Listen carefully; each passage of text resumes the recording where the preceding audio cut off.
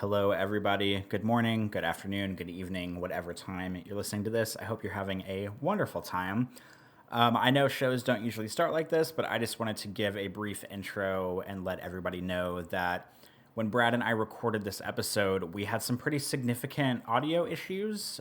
Several times when I was talking, the audio would drop out for Brad. Several times when he was talking, his audio would drop out for me. Usually this stuff happens every once in a while, and usually I'm pretty good at kind of stitching the stuff together so that it doesn't sound, strange or, kind of Frankensteined whenever you hear the final product of the show. But I just wanted to let everybody know that this is probably the most significant we've had as far as audio issues go for a show. So I had to do some pretty significant cuts to the show. I mean, you might not be able to tell because I might have done them really well. But just in case there's anything that sounds weird, or if there's any pauses, or if it seems like maybe I said something and Brad's pickup from it was a little off, or vice versa, that is why, the internet is a wonderful tool. And I think the internet gods every day that Brad and I can live all the way across the United States from each other, like literally almost all the way diagonally across the United States from each other, and that we were able to use Discord and use the internet to chat and bring you the show every week. It's kind of a technical marvel that we can get this done every single week. However, the internet is not always reliable, depending on connection speeds and carrier and all that stuff. I mean, I don't need to explain the internet to you. We're all adults here. But I just want to let everybody know, I apologize if some of the stuff sounds weird or if it sounds like there's some weird cuts going on. I've only done an intro like this on one show before, and that show actually ended up sounding okay. So hopefully this one does too. I just want to give a little bit of a warning. But without further ado, I introduce you to episode 137 of the So Video Games podcast.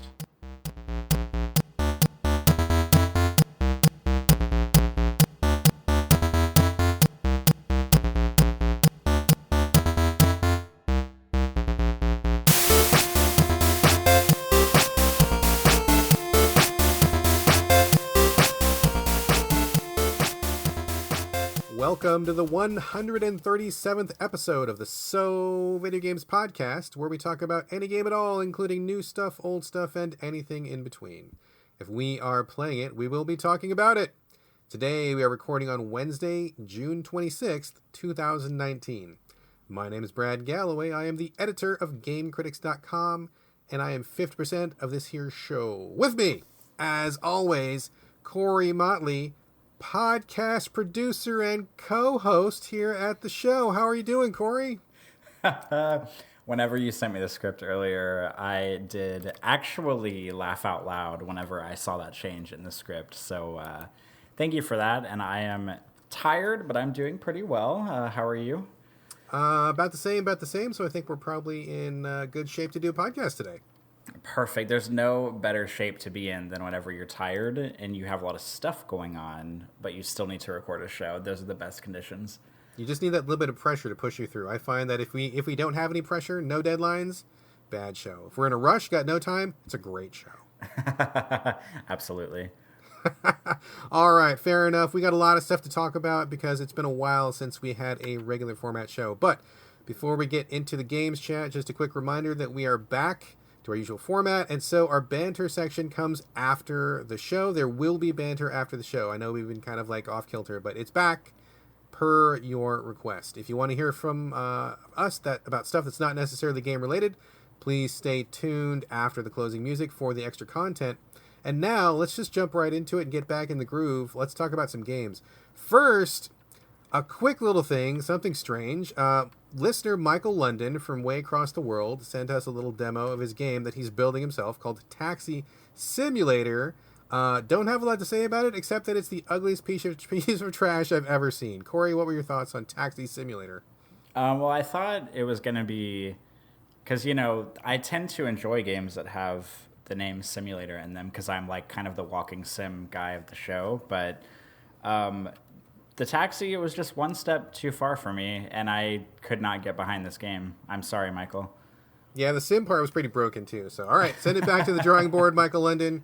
You and your family get that game in better shape. Send it back out to us, and we'll see how you're doing next time. Actually, for those who are listening who think we're being totally heartless and cruel right now, that's just basically a shout out in disguise to Michael and his family. He thought his kids would get a hoot out of that.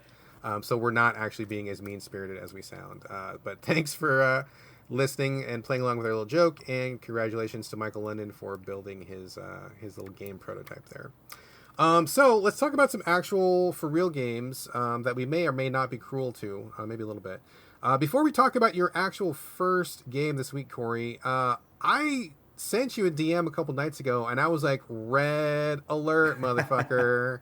All hands on deck, because I got a PR email saying that the new Hitman level, New York, was about to drop, and it is a bank vault, or bank heist level, perhaps. I was very excited. I know you were very excited. You downloaded it. I'm going to ask you about it in a second. I will tell you, I've tried to download this thing probably, 10, 15 times, and it errors out for me every single time. I can't get it to download, so I have not had a chance to play it yet. Number one, did you have that problem? And I guess if you didn't, tell us about the New York level. I will talk about this briefly. I did not have that problem. Yesterday, I'm playing it on PS4. I got home from work, and as usual with all their updates, with all their chapter or DLC drops, there's a little game update. So I updated the game, and then I went to the PSN and downloaded. They have that, and they have a little extra mission pack that I think repurposes a couple of the existing levels for new objectives and stuff. I haven't tried those yet, but that's a thing too. So I downloaded the bank level, downloaded the remix level pack thing. I think it's called special assignments or something. Had no problems downloading them. Downloaded them perfectly. I played through the bank level last night. I don't want to talk about it in depth because I'd rather do a discussion after you play it, but I will say that I don't know how in the world it took so long for this to happen, but Hitman and a bank heist, they just go hand in hand together so well. A lot of games that I love have great bank heist levels, like Deus Ex Mankind Divided has a wonderful bank heist level. Which oddly is optional in the game. It's not even a side quest. There's a point in the game where you have to choose between doing that or doing a different mission. And if you played through that game and did not choose the bank heist mission, for the love of God, go back and play it, because it's probably my favorite mission in the game. And Dishonored 2 and Death of the Outsider both had bank heist missions, I believe. So it's just perfectly set up for it. So I don't know what took Hitman so long to get around to this, to do a cool bank heist mission, but they finally released one. It takes place in New York, like you said. It's in this really fancy, obviously it kind of comes with all the trappings that you would expect of a Hitman game. It's a multi-level bank. There's several, the lobby is open to the public, and then there's, security areas, there's IT areas, there's an investment banking area, there's a stock market area, there's multi-floors, of course there's a vault somewhere in the building because every bank has to have a vault. There's a safety deposit box area that has several rooms in it, and it comes with all the things you would expect for a Hitman level. And I did play it once last night. I beat it one time. I'm not going to go in depth, but I did enjoy it. I did surprisingly well. Usually when I play a Hitman level for the first time, it goes pretty smoothly, but I might have said this on the show before. Every time I play a Hitman level for the first time, as a matter of fact, the first 2 or 3 times I play it, I turn off all the mission story notifications because I want to go in as purely as I possibly can, so I don't let the mission stories lead me around. I don't let the objective markers tell me what to do. I turn them off completely. That's exactly what I did last night. I went into the bank. I just kind of did everything by really paying attention and by listening to what people were saying and by trying to decide what I thought were tips and what weren't. And of course, I ended up doing one of the mission stories, I guess pretty flawlessly, just by listening and paying attention and finding the right stuff. I beat it once. I did not get a Silent Assassin rating, but I did get a 4 out of 5 star rating. And I save often when I play Hitman missions. I did have to reload a save about 8 times in order to get through one section that I kept messing up, but I did beat it. It was very good, and I'm looking forward to going back and playing it over and over and over and over again as I do Hitman missions. And Brad, if you ever download it, if it works for you, and after you play it, we can come back and kind of discuss the intricacies of it, as we often do when it comes to Hitman levels. All right, so this is good. Let's definitely try to talk about it next week. After we get done with the show, I'm gonna try to download it again. I don't know what the problem is. I got plenty of room on my hard drive. I got the external hard drive. It's I don't know, like 4 terabytes or something. I got plenty of room for it. Internet, I mean, it's not great, but my internet's fine. I'm downloading other things. I don't know what the problem is, but I'm going to keep downloading this.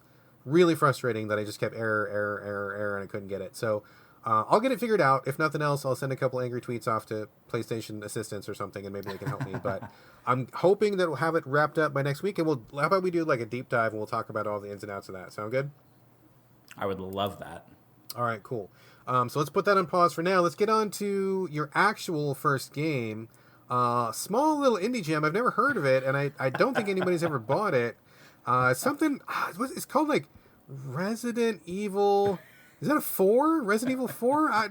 Tell us all about this, man. I have no idea what this is about. What's going on? How did you come across to play this? You find it in like the Steam store? Was it in like some dark corner, some little known indie section? Yeah, I've been playing it on Switch, but it's actually like you just have to dive really deep into one of the menus, and it's really old. I had never heard of this before I played it, so I was like, all right, I guess, as I do, I'll take a little chance on this game. It's worth a risk, right? Worth a risk. Yeah, you never know. Never heard of this Resident Evil 4. I don't know. So I bought it, and then little did I know, I actually have played this before. It's the perfect case of, you think you haven't played it before, maybe the title screen graphic is different on the store, you buy it, and then you think, oh yeah, I have bought this before.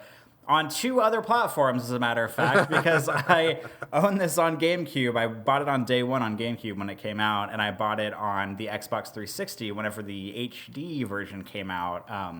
Back in, I don't know, like 5 or so years ago or whenever it came out. I have GameFly'd the PlayStation 4 version and have beat that, but I did not buy it on PlayStation 4, but I have played it on PS4. And it just came to Switch about a month ago or so. Capcom released Resident Evil 4 and the Resident Evil remake that debuted on GameCube on the Switch on the same day.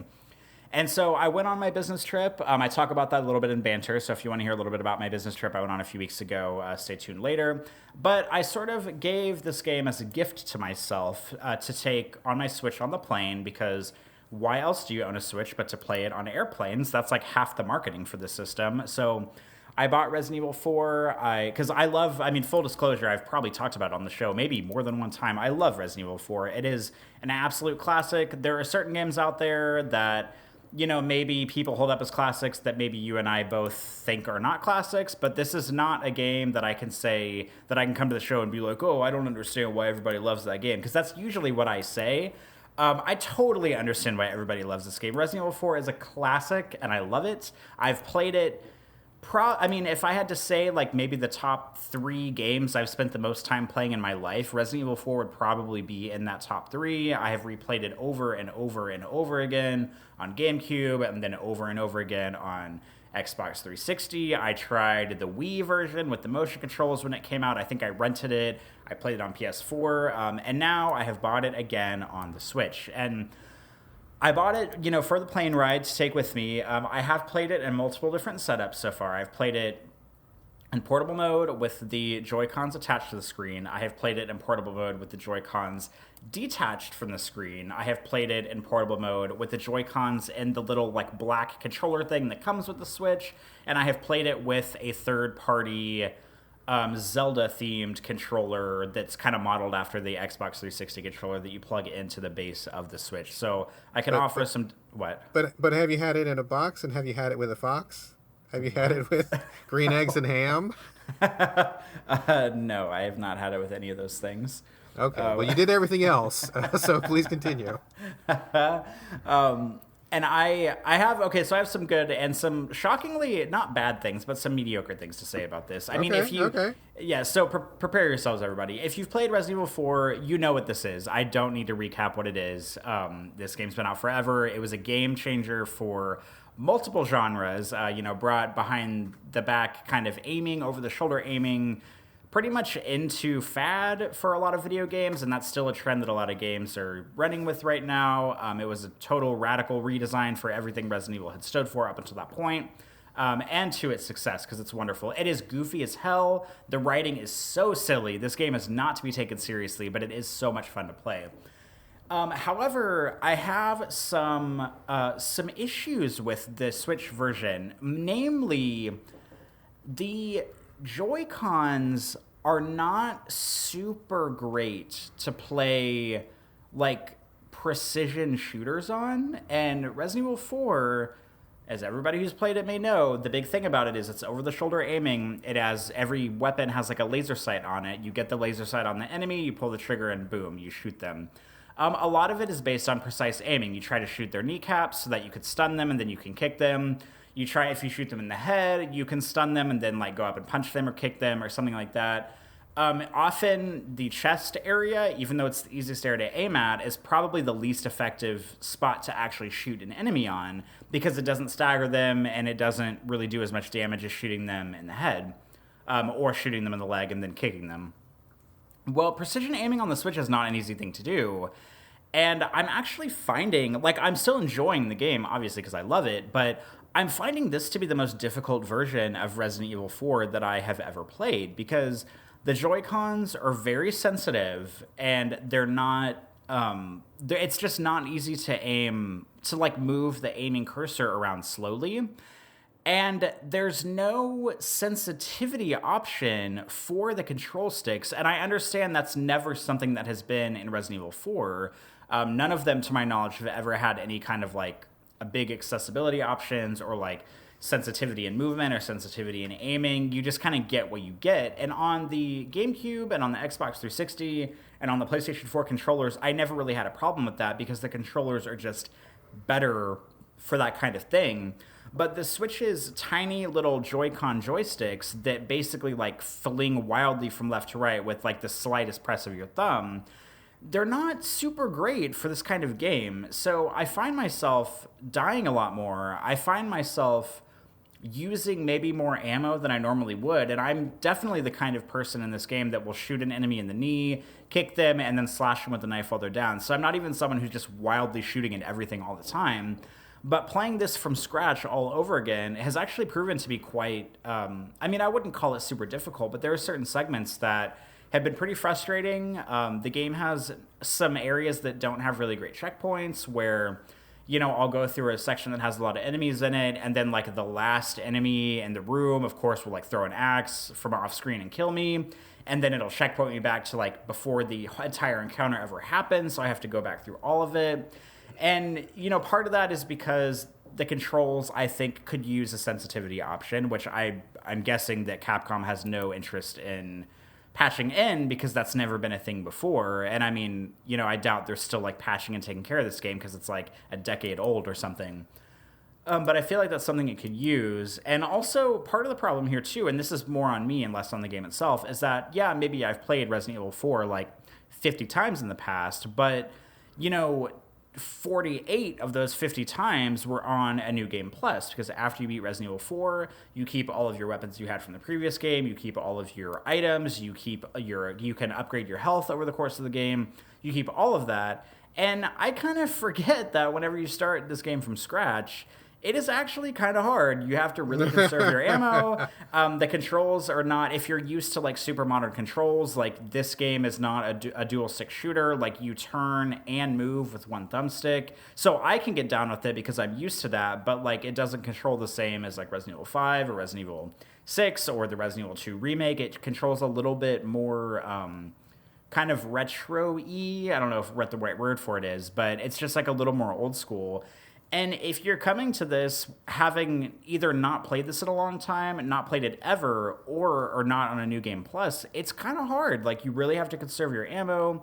You have to be very thoughtful about how you move about the environment. You know, there's no dodge button, there's no crouch button, there's no jump button. Like, you just kind of have to run out of the way if somebody's coming after you. And I find myself dying a lot. And like I said, part of it's on me because if you're not playing a New Game Plus, you don't have all like the nice upgraded weapons that you had from your last play.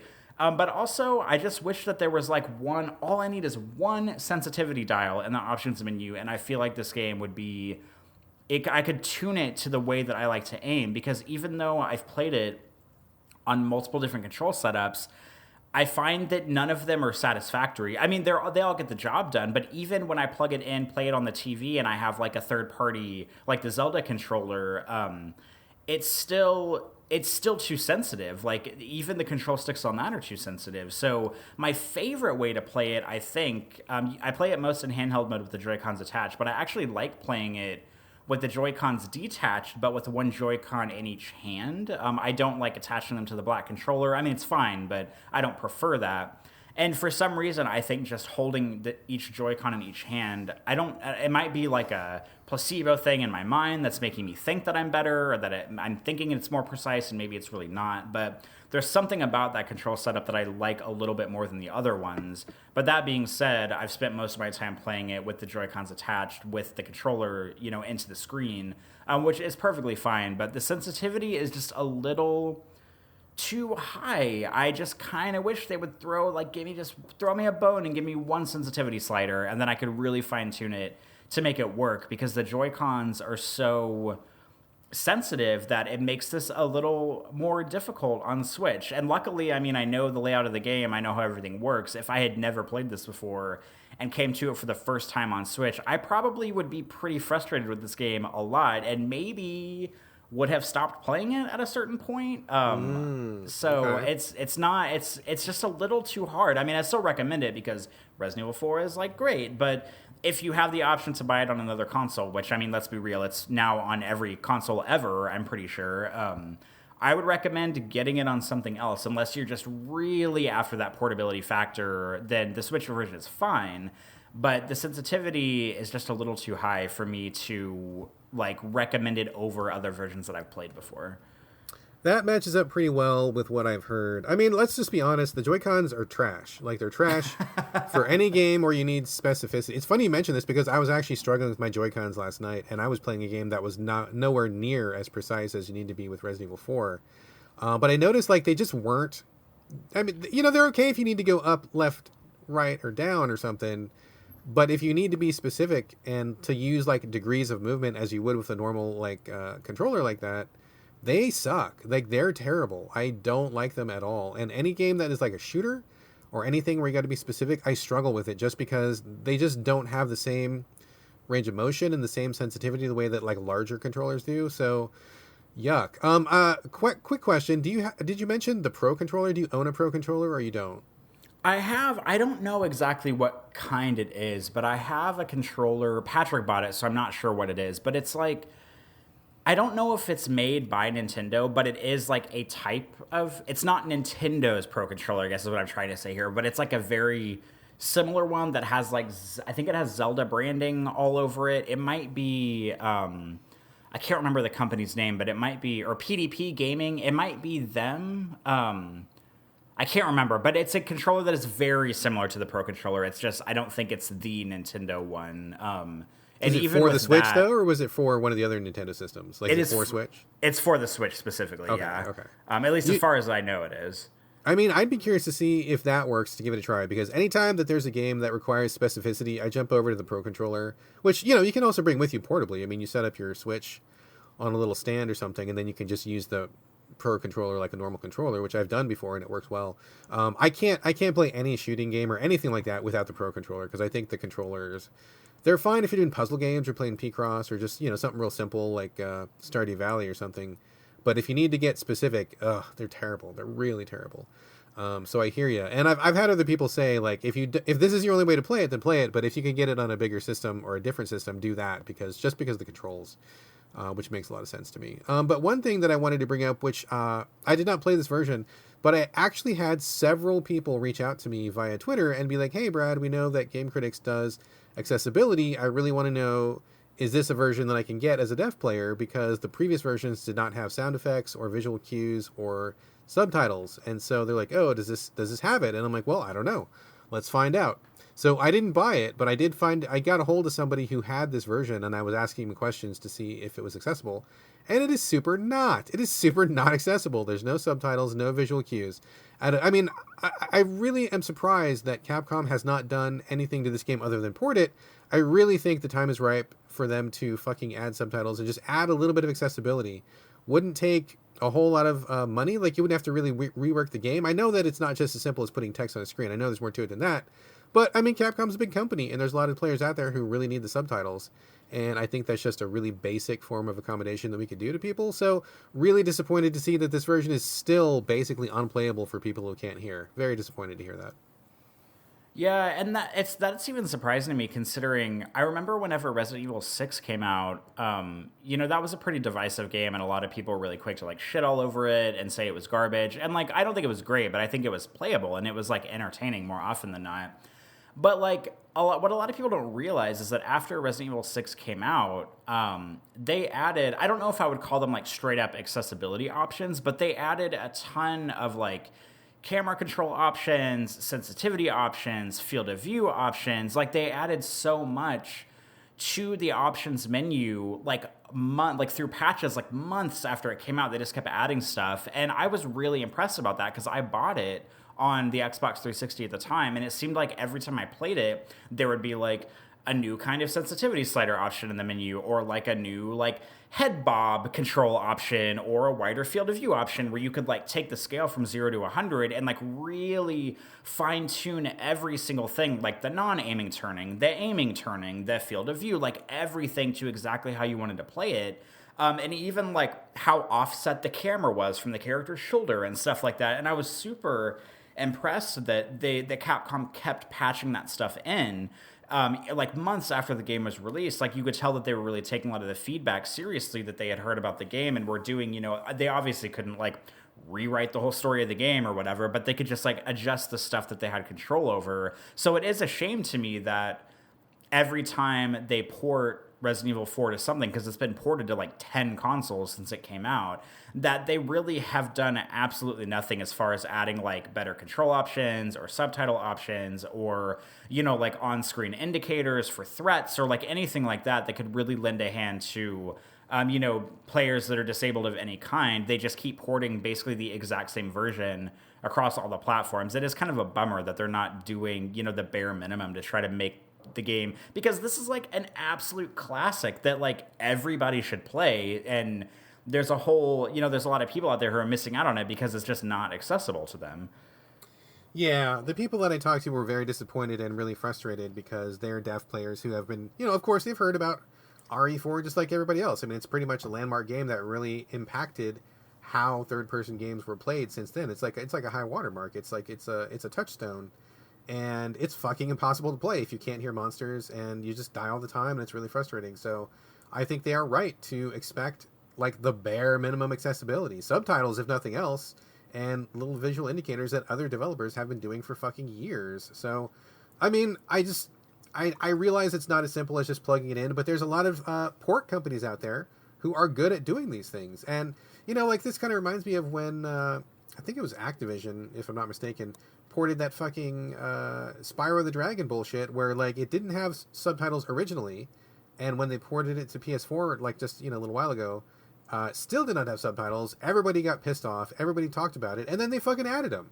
So it's like, it's not impossible. I just really think they need to put some effort into it, and just saying, well, it didn't have them back then, so why should it have them now, is not a fucking good excuse. So I love Capcom. I'm not anti-Capcom. They're probably my favorite developer and publisher, so I love them. But they need to step the fuck up and like make these things accessible. It's just not acceptable. And even if games didn't have them back then, they need them now. So, yeah. I mean, that's my rant for the day. They need to step up and do it. They got to hire somebody. They got enough money. They can get it done. Yeah, I agree. It's a bummer that they're not putting any effort into this. Like, I don't know. It just kind of goes to show that that they're just, like, once you perhaps reach like a certain point of success, that they just don't care about making anything accessible to people anymore, and it's a real bummer.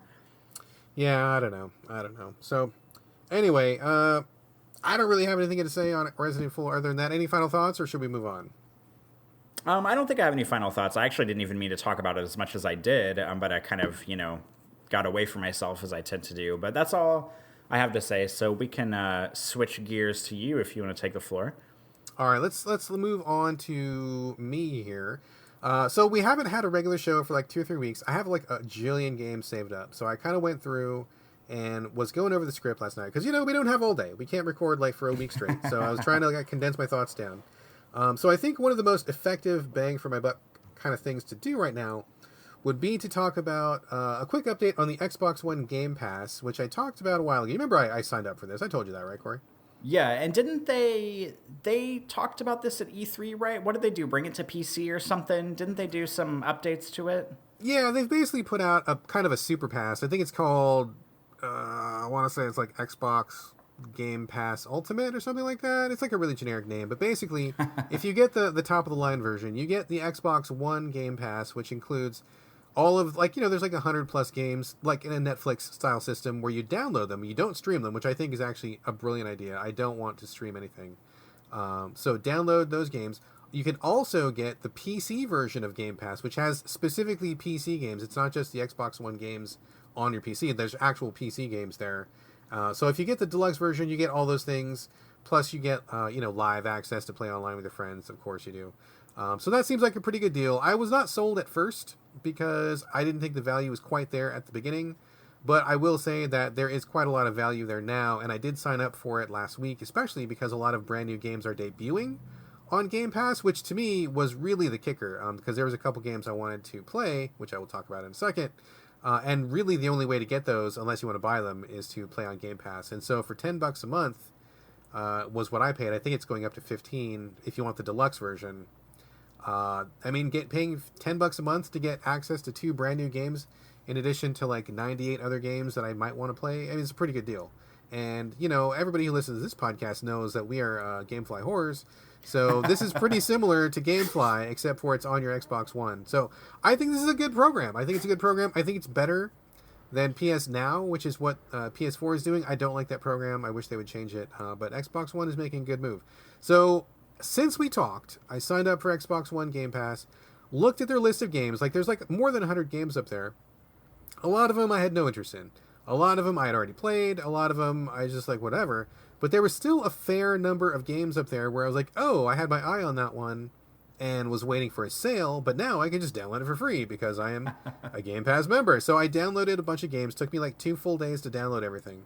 And I went through a lot. I didn't go through all of them, but I went through a lot. And I'm just going to go through them one by one, just really, really quickly. But before I do that, it's interesting.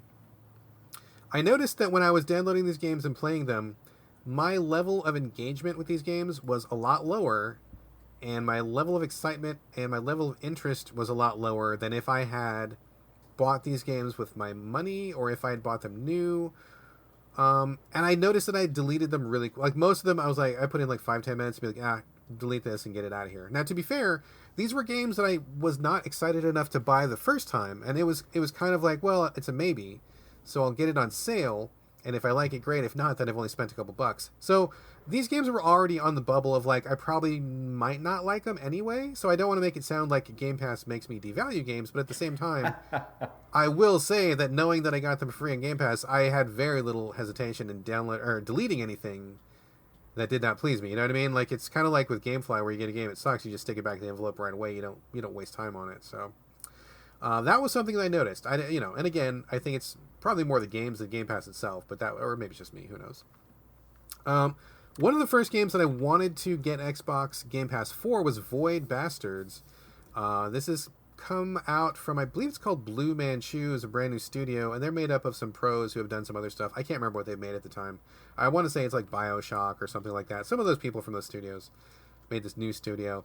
It is a first-person shooter, but it's also a roguelike where you're in space and there's also permadeath. You play like these disposable characters. Each one has like a weird personality quirk, and you just get one at random. The guy that I had, he coughed because he was a smoker. So like every couple minutes he would just like do a really loud smoker cough, and then all the enemies in the level would like know exactly where I was, and they would come to fucking kill me because he couldn't stop coughing.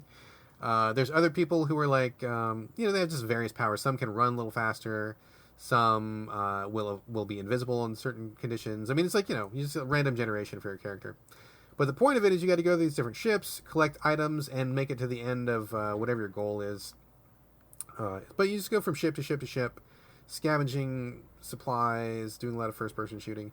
I will say that Void Bastards gives a very great first impression because it is drawn in a comic book style, and it's very sharp-looking. It's colorful, it's bright, the lines are thick and bold. When you're playing the game, it looks like that. It's got a really cool animation style where they have removed certain frames of animation. So it kind of looks like they're doing like stop motion animation when they're walking around. Like it looks great. Like looking at it in trailers and stuff, very, very appealing. And the first couple sessions you have with it are probably going to be pretty good first impressions. But I found that it got really repetitive, and I was kind of just doing the same thing over and over. It felt like this game maybe came out of the oven 6 months too soon, and I wish there was like more to it than there was, because after I figured out how the game worked, I was just collecting stuff and just doing that over and over and over, and it just wasn't really super exciting. So I bailed on it, deleted that one. Glad that I got it on Game Pass and didn't actually pay for it. So that was kind of a whiff. And if you want to jump in anytime, feel free to jump in. I got like 4 or 5, 6 games here, so I'm just going to keep talking, but feel free to stop me at any point, Corey. Roger that. The other one that I was really excited about was called Outer Wilds. This one is getting a lot of critical buzz. It's kind of like a Groundhog's Day game where you kind of relive the same loop over and over. You play an alien who has a little spaceship, and you're in a very small universe. You can fly to any of the planets, and there's a mystery going on, and it's up to you to go to whatever planet you want to go to, find whatever clues you can find, and every time you live and then die and then live again, like you remember what you found, and so by repeating this Groundhog Day scenario over and over, you will eventually figure out the secrets of whatever's going on, and then, I don't know, get to the end of the big story. It's kind of cool, because I think we don't get a lot of Groundhog Day games, and to be fair, I don't know that it's really easy to do those, because I don't know about you, but I get tired of those things. I don't like doing a lot of things over and over and over. But this one seemed interesting. I don't believe there's any combat, so you just fly around and explore. You can die. I mean, you can like fall off a cliff and get destroyed by energy or something, but there's no combat, which I thought was a plus. And it seemed pretty cool, but I gotta say, controlling your spaceship is finicky as a motherfucker, and it's really weird. They implement real physics in the game, and so you have to like actually genuinely be good at flying your ship, which I think was kind of a mistake, because I don't think the draw of this game is flying your ship. I think the draw is flying to planets and like seeing what's on each planet, and like one's a water planet, one's like a forest planet, one's like a, I don't know, like a danger planet with spikes and poison or who knows what, right? So like the draw is seeing these planets and like figuring out the mystery. The draw is not trying to land on your fucking landing gear, and if you mess it up, you like, your ship goes ass over tea kettle and you go rolling off a cliff. That's not the fun part of this fucking game, and it's really finicky to fly the ship. So I was kind of into the mystery, but then once I started trying to go to some of the other planets and just like really fucking it up, like really fucking up the landing, really fucking up like the orbit of where I was trying to go, and like overshooting my goals, I was like, this is frustrating and it's not fun. Like this is not why I came to this game. I don't want this to be a spaceship sim. I want this to be like an unraveling the mystery sim. So I just stopped playing it. I couldn't deal with the fucking crazy ship controls. It was a drag. Were you gonna say something? I just want to say this is a bummer, because I am super interested. This is one of those games that I don't really know anything about, but I've only heard a bunch of people on Twitter be like, "Oh my god, this is like nothing I've ever played before," and so I am like super interested in it. But what you've said just like put a tiny, not like a wet blanket, but like a blanket that like the corner has been dipped in some water, like that is now on me. So I'm a little washcloth.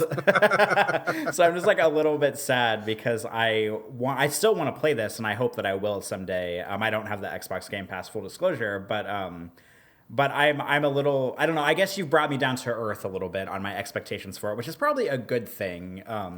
But I'm hoping that when I get around to it, I will enjoy it. Maybe, I don't know, I will be a better pilot than you, or maybe I will hate it and bounce off of it just like you did. Well, if you get to it, let me know, because I definitely think there's something good here. Like, I was kind of grooving on the vibe that they were putting out. It just was really strange that they would spend so much time on the physics of the spaceship and really make you do that part of it, because I was not finding any fun in that aspect of it. I just was really disappointed. It was preventing me from getting to the good stuff, and that is a problem. But I mean, a lot of people like it. It's probably going to be in a lot of people's top 10s this year, from the way they're talking about it. So I wouldn't be surprised, but I don't think I'm going to come back to it. I couldn't put up with that ship. Next thing was something I've been wanting to try for a while. It's called Westerado Double Barreled, put out by Adult Swim Games, who do a lot of really cool games. This is kind of it's a very small scale Western tale, 2D, pixel based, kind of a top down sort of thing. you play a cowboy whose family has been murdered, and you need to figure out who was the murderer, and you only have like an outline of a person on your menu. You don't have any details. And so every time you walk around and do a quest for somebody, they'll be like, "Oh, my cows are out of the pen. Can you please bring the cows back in the pen?" Or, "Oh, there's outlaws up at the cemetery. Can you please clean it out?" And like when you come back to the quest giver, they'll be like, "Well, I don't know who killed your family, but I know that he had a black hat." And then like the black hat will fill in the outline on your menu. And then the next person will be, "Well, he had stripy pants, and that's all I know." And so like the pants will fill in. So you got to do like, 5 or 6 quests or whatever to get the full picture of what your suspect looks like. And then you need to go and find that person in the world. And it's a very small world, so it's not huge, but you need to go find that person and accuse them and say, "I think you're the person who killed my family." And, apparently, I'm assuming you just do like a shootout or something. It's a very small scale game. The whole game is probably like 1/8 the size of the original NES Legend of Zelda or something. Like it's like 10 screens wide and 15 screens high or something. Like it's very small, very small. And I like the vibe and the humor of it, but I gotta say I bailed out of this game really fast because they want you to do a lot of gunfighting in this game, which makes sense because it's a Western themed game. But the gunfighting is fucking terrible. It is terrible. You have to like pull out your gun, cock the gun, and then load it. So it's like a 3-step system, which is fine in and of itself. But like, it's a 2D game, and so it's hard to tell who's going to hit you and who's not because you can see your character on one side of the screen, you see another person on the other side of the screen, and everybody's kind of like moving up and down, like they're kind of like maneuvering for position. But then it's like you don't know when they're going to fire, and it's like, am I in the line of fire? Am I not in the line of fire? How do I know when they're going to shoot? How do I know when to dodge? Like, I don't know. Like, I just found the whole thing, like, super kludgy, and I was dying all the time. And I was like, oh my god. The fun of this game is doing these silly quests and figuring out who did the murder. The fun of this game is not trying to fuck with this bullshit gunfighting system, because it's crap. It's terrible. So, I was really disappointed. I'm glad I didn't buy it, so I bailed out. I got about halfway, and anytime I wasn't shooting somebody, I thought it was really fun. But when we got to the shooting, it was like, oh, fuck, here's another... I'm just going to die. I'm going to have to start over again because this is terrible because I never win the shooting. I never did. Like, I couldn't get on, couldn't find the groove. So I bailed out pretty quick. Very disappointed about that one. A lot of people were telling me to go check out Operencia, The Stolen Sun, which comes from, I think, Zen Studios, who make all the pinball games, which are pretty cool. This is a first-person... kind of like a dungeon crawl, sort of like an Etrian Odyssey, sort of a combat system where you have a party of like 3 or 4 people, but they're only icons in the bottom of your screen. And then you look at your enemies and they're like standing in a line, kind of like Phantasy Star, kind of like Dragon Warrior, kind of like some of the Persona games do that too. I really don't like that combat system. I really don't like the way that looks. I really don't like the way it plays out. I think it's a really boring combat system. But it was cool because it was kind of an Etrian Odyssey thing where you're kind of exploring dungeons, but instead of being 2D or top down or anything, like it was like 3D rendered. And so it looked like you were in a world, and instead of being in corridors or hallways, it would be like, oh, there's like a little rock here that you have to walk around, or, oh, here's some bushes that I can't cross into because they're too dense. And so like, instead of just having a bunch of like a labyrinth made of walls and left turns and right turns and stuff, like it looked like a natural environment, which was cool. But I just don't like the combat system anymore. I'm really done with that combat, and I don't want to do it. And I bailed out pretty quick. I'm like, I'm just not in for this. And of course, these games are all like 1,000,000 hours long, and I'm sure this one was too. So I'm like, I don't have the patience or the desire. But if you want an Etrian style game that has like 3D world rendering and has a pretty cool kind of a different sort of a vibe, it looks like a well done game. Just not for me. Not for me. And deleted that one. The last one I want to mention really quickly, I've heard about Clustertruck for a long time. Have you ever played Clustertruck, Corey? I haven't, but I see it on various storefronts every once in a while and laugh at how dumb the name is. It is a dumb name, but I've heard people say it was really good and that I should check it out, and I checked it out, and I want to say, you guys are crazy. Well, this is not a good game at all. I think this game is terrible. There's no story. You just play as a first-person... icon. There's nothing on screen. Like, you just see the world from first person, and there's like 1,000,000 trucks that are driving in front of you, and you must jump from the top of each truck to the next truck because reasons. Like, I don't know why you're doing it. I guess just because it's fun to jump. But, spoiler, jumping in first person is never good. It's never fun. It doesn't work. And I was constantly missing jumps, and I was just like jumping from truck to truck. That's all you're doing is just jumping. And to do that jumping in first person was something that I did not want to engage in. I got angry at this game like 7 minutes in, and I'm like, fuck this. I'm done with this. I don't want to play this anymore. So, Clustertruck was not for me. Again, glad I played it on Game Pass, gave it a try, deleted it. Nothing really lost. Very glad I didn't buy it. So I guess in that sense, Game Pass is really fulfilling its duty and kind of doing the same thing that Gamefly does for us. But that's it. Those are my first batch of games. I'll probably go through a bunch more. Probably delete a lot more. But unfortunately, none of those were really big wins for me. But I am glad that I tried them. And I am still very positive on Game Pass. Good. I'm glad it's sort of, in a sense, maybe paying for itself, even if you are not super satisfied with anything you've played so far. Oh, yeah, absolutely. Like, I think it's really cool to be able to dip in and just try a bunch of things. And, I mean, it's even one better than Gamefly because you don't need to wait for the thing to arrive in the mail. I mean, which is fine, but being able to download this stuff and just really quickly go through some things that you may have been curious about is really cool. So, yeah, I definitely don't regret it at all. And, you know, they've got new stuff coming every month, and with how busy we are, I'm not really going to get through all this stuff anytime soon. So, yeah, I'm digging it. I think it's a good system, and I think they're onto something here. So this is thumbs up. I mean, thumbs down to the games, but thumbs up to the system. So I like that very much. I will continue to subscribe for the foreseeable future. So especially with all the E3 announcements, there's a lot of stuff that's actually going to be debuting on Game Pass, which is even more reason to keep it. So definitely looking forward to stuff like Creature in the Well. Dead Static Drive, a couple other things that I really took a notice of during last E3 show that we did. So want to definitely keep an eye on those things from Game Pass. So anyway, let's move on. Let's go back to you, Corey. I've talked for a million years. You have just got Days Gone. I believe you Gameflied it, correct? That is correct. They sent it to me after Metro Exodus wouldn't play on my PlayStation. They sent that to me next. Oh, so okay. So I guess, number one, you never got Metro Exodus to work, right? Nope, I sent in a support thing for them. And the funny thing is, whenever you... because I've never... Even when I've had problems with Gamefly, their support system is, like, generally pretty useful and easy.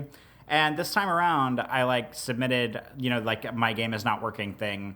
And they give you the option of, like, well, do you want us to resend you the game, or do you want the next one on your queue? And I selected for them to resend me Metro, and then the next day they email me and they're like, Days Gone has shipped. And I'm like, why even give me the option? Like, if you're not going to send me the game that I asked for. Oh, jeez. Okay. All right. Well, maybe we'll come back to Metro. Maybe we won't. But ironically, Gamefly has sent me Days Gone as well. I've got it sitting right here. So I haven't played it yet, but I'm very curious to get your take on it. So fill us in. What is Days Gone, and what are your thoughts on it so far? Okay, so Days Gone, full disclosure, I was not, like, super pumped about playing because I've heard a very, just kind of, like, middle-of-the-road opinions about it. And, you know, it's kind of not really my jam in general because, to preface it, it is a PlayStation 4 exclusive, a Sony exclusive, open-world game. It's a zombie game, so you already, like, pretty much know how I'm going to feel about it. Those are two things that I, like, rarely get behind, and... It's an open world game where you play as this, like, guy who's part of this motorcycle crew, so he's kind of like a tattooed biker dude. The game takes place in Oregon, so it's very woodsy. You know, there's greenery everywhere. It's not like an urban, you know, New York City thing. A zombie apocalypse has happened. You're a biker dude. You ride motorcycles. It's a third-person shooter. There's some stealth elements. At the beginning of the game, your, like, wife gets, like, stabbed. That's sort of like the opening cutscene. The main character, who is the ridiculously named Deacon St. John. I think the developers just threw a bunch of names to a hat, pulled 3 of them out, and that's what they went with. He kind of like it kind of sets up this like sort of like I Am Legend scenario where like he's trying to get his stabbed wife to this helicopter that's on top of this building, and then they get to the helicopter and the guy's like, oh, we only have room for 2 of you, and it's both of them, and then there's another guy, like I think it's like her brother or like another guy in the biker gang or somebody that is there. And so to alleviate the stress, basically the main character, Deacon, sends her off with the medical crew on the helicopter and doesn't go with her, doesn't send the other guy with her because the other guy's injured too. So he stays behind to take care of the other guy while the love of his life gets shipped off. It's a very abrupt opening because it doesn't characterize anybody very well. It just kind of opens and it's like, oh, here's a stabbed woman, and you're just like immediately supposed to feel like connected to them, and I did not at all, so I didn't really understand what was going on. And then the game sort of opens up, and then it does like the fast forward 2 years thing, so then it's like, all right, 2 years later, and then it's like kind of like the same situation, because at the beginning of the game, I guess like the whole zombie outbreak had just kind of started, and then the 2 years later mark is when you take over and you're just kind of like, I would call it reclaimed Earth, but you're like in the woods, so there's not really like any urban stuff to be reclaimed. You're just like driving around in the woods. And it's you and the other guy, so he survived. His name, god damn it, I don't understand the fucking names in this game. They must be like biker names or whatever, because the other guy, so Deacon St. John calls the other guy like Boozer a lot, as in like beer, boozer. Like booze. So he either calls him Boozer or Booze Man, which is so cringy. I think I get embarrassed for the development team every time I hear the lead character say the name Booze Man out loud. Like, are we playing like a Mega Man game among alcoholics? Like, now you're facing Booze Man level. Like, I don't know. So it's just like the whole like character, like to start the game off, the whole characterization of everybody involved is very poor. Like, I don't really have a reason to be like a zombie apocalypse is not enough of a reason to be rooting for people. Like, especially because we've had like 8 million of these games beforehand. Like, if this were the first zombie apocalypse, maybe if this were the 10th zombie apocalypse game ever, then maybe I would care about these people. But this is no longer, there are no stakes here. Like, there's no longer stakes for me to care because this type of game has been done over and over and over and over again, and I'm like not the target audience for it yet. Here I am playing it because I guess I want to give it a chance or whatever. So most of the game, it's basically just like the biggest thing I can take away from this, and I've played it for probably about 3 or 4 hours now, so I've played it, a substantial amount of time. The biggest takeaway I can get from this game is that it has no reason to exist. I don't know why it exists. It doesn't make a case for itself to exist. It's just it's bare bones, by the numbers, open world game where you have different weapon types. You ride your motorcycle everywhere. There's human enemies and there's zombie enemies. There are different home bases you can go to. There's a home base that gives you good motorcycle upgrades. There's another home base that gives you good gun upgrades. I have read that later on you get another base that has both kinds of upgrades. Wait, I'm getting confused. You're saying bases. Are you saying that you need to establish bases to get all these things? No, they're already established, so you don't have to like build them or anything. But it's just kind of like 2 like safe zones that you can go to with people that give you missions. So you got to travel. So like one like a town or something, like a little enclave has guns and they're like the gun town, and then you go somewhere else and they're like the food town or something. Like, is that what you're saying? Yeah, except for instead of food, it's like the bike town. It's like the motorcycle town and then the gun town, if you will. That's weird. So okay, all right. I just was like, why is there so many different? Okay, whatever. Keep talking. Yeah, I don't know. And the game kind of sets it up as if like the 2 like towns are kind of like opposing factions in a way, and I don't really know if that's true or not. Like, there comes a point with one mission where you get these like supplies and you have to decide like which camp you want to give them to. And I didn't really care about anybody in any of the camps, so I just decided to go with the motorcycle camp because like I wanted a better motorcycle. So like I don't know, gave it to them, and then I don't even know what happened because like the game makes you think you're going to give it to them and then like get all these motorcycle upgrades, and then like once you give it to them, the guy is like, oh, we'll go see the mechanic for your upgrades. And then you go and you have to like buy the upgrades. Like, that doesn't make any sense to me. Like, I guess maybe he must have paid you to buy them. I couldn't really follow. So did he just like unlock the upgrades so that now you can buy them? Like, is that what happened? Like, they're just available for you now? It wasn't even that they were unlocked because they were already there. I think he must have just paid me and maybe I wasn't paying attention. But I thought that I was going to go and he was going to be like, okay, thanks for the supplies. Here's your brand new bike. But instead it was just like, here's all the stuff you could already buy 5 minutes ago, but like maybe you have some extra money to buy it. So it was very confusing, and I'm having a hard time following just like really basic stuff like that in this game. But I mean, it's basically just like, I feel like it's trying really hard to be The Last of Us with motorcycles, but it's not like, and I'm someone who's not even in love with The Last of Us. Like, I've spoken time and time again on the show about how I think it's overrated. I think it's a good game, but I think it's overrated, and I don't think it's the storytelling masterpiece that everybody else thinks it is. But this game is like kind of trying to go for that, but it doesn't have like any of the emotional punch that The Last of Us has. It doesn't have good characterization of like anyone in the story. Like, I don't care about the main character. I don't care about his friend. The guy who runs the first base you go to is like a right-wing, like, don't take my guns away nut job, so obviously I don't care about them. The second camp you get to, there's like one kind of like older lady who's pretty cool, and she's like the only like person that comes close to being a well-written character in the game, because she's kind of like I'm an old bad bitch, fuck you, like, you know, do the job kind of woman, and I like that because she's very like, you know, mission and objective focused. But even then, she's not like super duper well written. And it's just like, it's kind of like that open world thing where it's pulling me into a very slight trance where I am playing it. I don't hate it, but there's absolutely nothing about it that is unique or significant or makes a case for why it should exist, or that sets it apart from a million other open world games that I've played, because it has everything that every other game has. It has open world exploration, it has main quests, it has side quests.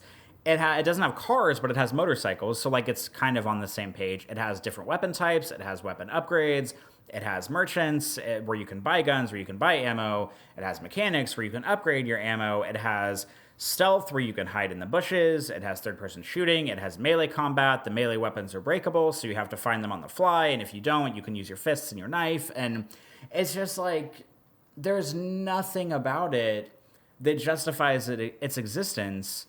And I mean, it's like a perfectly functional game. Like, I haven't encountered anything with it that's like game breaking or buggy, or, you know, I'm playing on an easy difficulty level. I think when I started there were 4 to choose from. I chose the easiest one.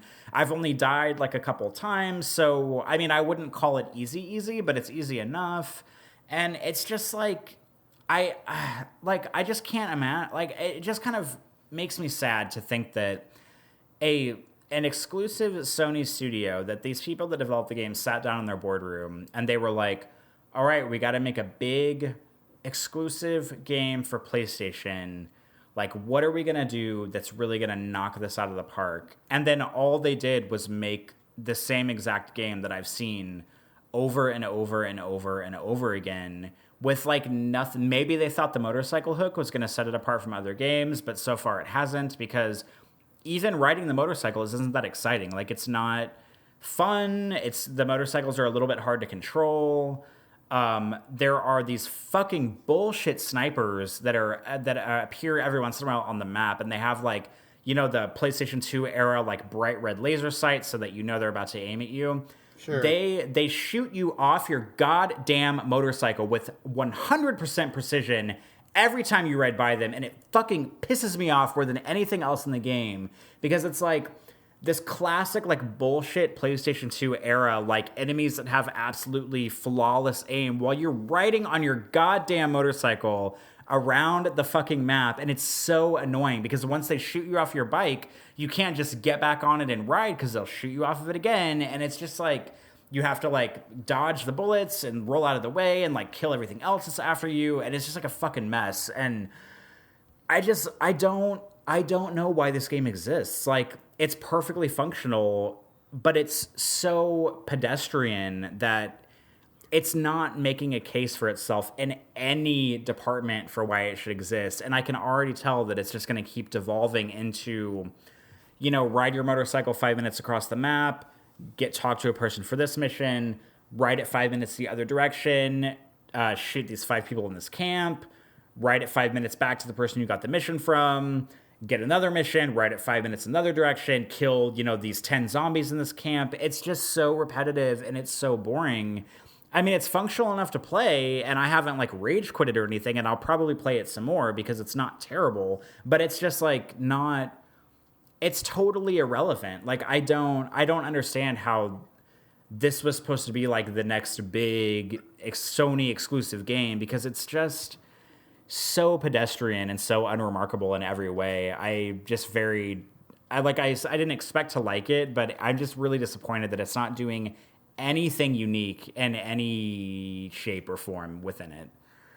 Yeah, I heard. I suspected. I mean, buzz for this one hasn't been good, and I mean, I got it from GameFly. To be honest, I forgot it was even on my queue because I just wasn't really like looking forward to it or anything. I'll give it a shot. But yeah, I expect my impressions are probably going to be similar to yours. I'm really over the whole travel time as a mechanic. Like, it was exciting when we first were able to do it in video games, way back in the day, but it's not exciting anymore. It just feels like a waste of time. And like hearing you describe the quest of going back and forth and back and forth and back and forth, I was already getting fatigued just listening to that. So this, I don't have anything to follow up on, but I am feeling a little bit bad right now because I have two more games to talk about, and spoiler, neither one is good. So we've had a phenomenally negative installment of the podcast. I'm so sorry, folks. I know that people like to mix the good with the bad. I like to mix the good with the bad. I guess it just happened that we just ended up. I mean, Resident Evil 4 was like a mediocre. I mean, it is what it is. Although we did kind of rant about the accessibility, but I guess I'm sorry to say that we're not going to have any super positive, thoughts on games today. I apologize, folks. Did not plan it that way. The saving grace is that the new Hitman mission is good. Okay, that's true. That's true. We had one tiny little bright spot in our dark starry night here, but okay, let's just move on because there's nothing that I can do to make this a good thing when it's really a bad thing. Let's just talk about it. So, first game that I want to bring up is Observation. I know I told you a little bit about this off of the podcast, but let me talk about it for the show here. Observation, published by Devolver Digital, and it is like the person who covered for us at Game Critics, Jared Johnston. He said it's one more in the like broken down space station genre, and I agree that genre is getting pretty full these days. There's been a lot of games where you are figuring out what happened to a broken space station. You're on a broken space station. You're trying to escape from a broken space station. That's a pretty rich vein for developers to explore these days. This is one more of those. Jared thought that it was the best of the genre. I strongly disagree with his evaluation. Basically, the hook to Observation is that you play the AI program of the space station. So you are not a person. You are an AI program. There is at least one person who is left alive on the station. She needs your help. And your name is Sam. It stands for like station assistant, something that starts with an M. I don't know what it stands for. But basically she calls you Sam all the time. And so she'll be like, Sam, the radar relay is down. Can you please reorient the radar? And you're like, yes, I can do that. And so it brings up like a mini game. It's basically a string of mini games where you're kind of doing this really boring thing multiple times in order to like reboot the radar system, or you're rebooting the oxygen system, or you're unlocking a door. All of the minigames I thought were phenomenally boring and just really just not fun to do, and you end up doing a lot of them like fairly often. The other part to the game is like you are observing the world two different ways. You're either inside the video cameras, which are installed in every room. Each room of the station has like 3 cameras, and so you can like look at various angles and kind of see things in the room. You're also able to go inside of a small little drone, which kind of flies around the station in case you need to do something inside a place that the camera can't see, or if you need to go into space and fix something on the outside of the station, you can fly outside in the drone and do that. These are probably, this aspect I felt like was really a missed opportunity, because what you end up doing as the camera, and usually as the drone too, is you're just looking for something. You're just looking for something. You generally don't know exactly where it is. Sometimes you don't even know what it looks like. And you end up just spending a lot of time looking through cameras, hoping something's going to catch your eye. If you happen to look at a thing and your view is close enough to the thing, there might be a little outline to say, oh, this is a thing you can interact with. But you have to be fairly close. And if you're not looking in the right direction, there's no indicator that there's something over there. And sometimes the things you're looking for blend into the background really well. Like, I'm not going to call it a pixel hunt, but it feels sometimes like a pixel hunt, the way that you're looking for something. Like, they'll be like, oh, Sam, find the schematic for the door lock mechanism. And I'm like, where the fuck is that? And what does it look like? I don't know. And so I spent a lot of time looking around at, like, eventually it turns out that it's a piece of paper that's taped to a wall and it's like behind a laptop or something. And so you had to like look around and then zoom your camera in and then scan it. And I'm like, okay, this is ridiculous. Why was this not in my databanks? Why did you not tell me where it was? Why did I not know what it looked like? So there's a lot of just like looking around for stuff where you just don't know what you're doing. And it's really, really, really boring.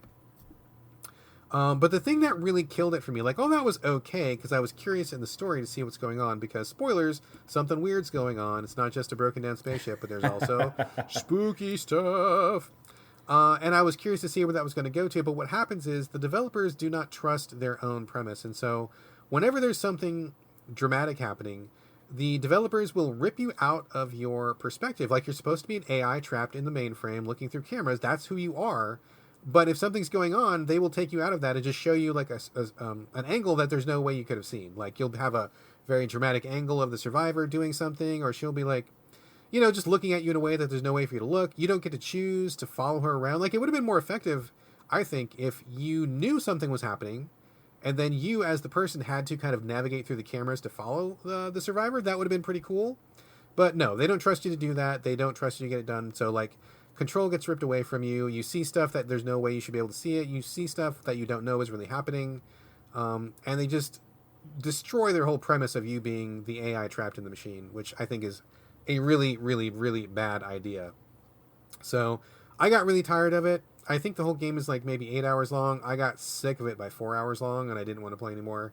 So I bailed on that pretty hard. I do not think this is the best of the broken down space station genre. For me, that's still Tacoma. I think Tacoma is fabulous. Did you ever play Tacoma, Corey? Did we talk about it? We did, didn't we?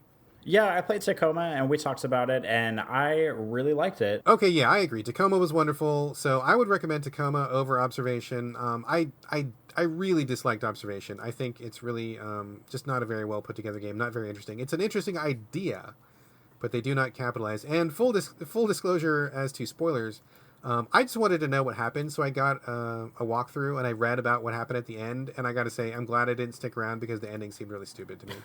So I'm glad I did not waste my time just holding out for a little twist at the end. So I disliked Observation greatly, did not care for it. The second thing that I'm going to summarily dismiss right now is The Sinking City, which comes out from Frogwares. I think it's actually available yesterday, so it's only been out for like 1 day. And this is a detective game. It's kind of an open world game. It's third person, also some action game.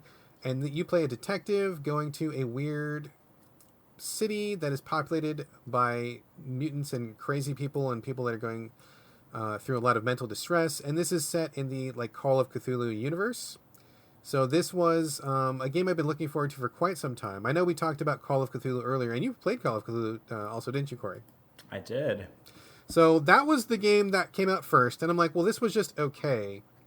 But I really think that Sinking City is going to be the humdinger, because Frogwares makes the Sherlock Holmes games, and the Sherlock Holmes games are awesome. They're very, very good. They're way better than they have any right to be.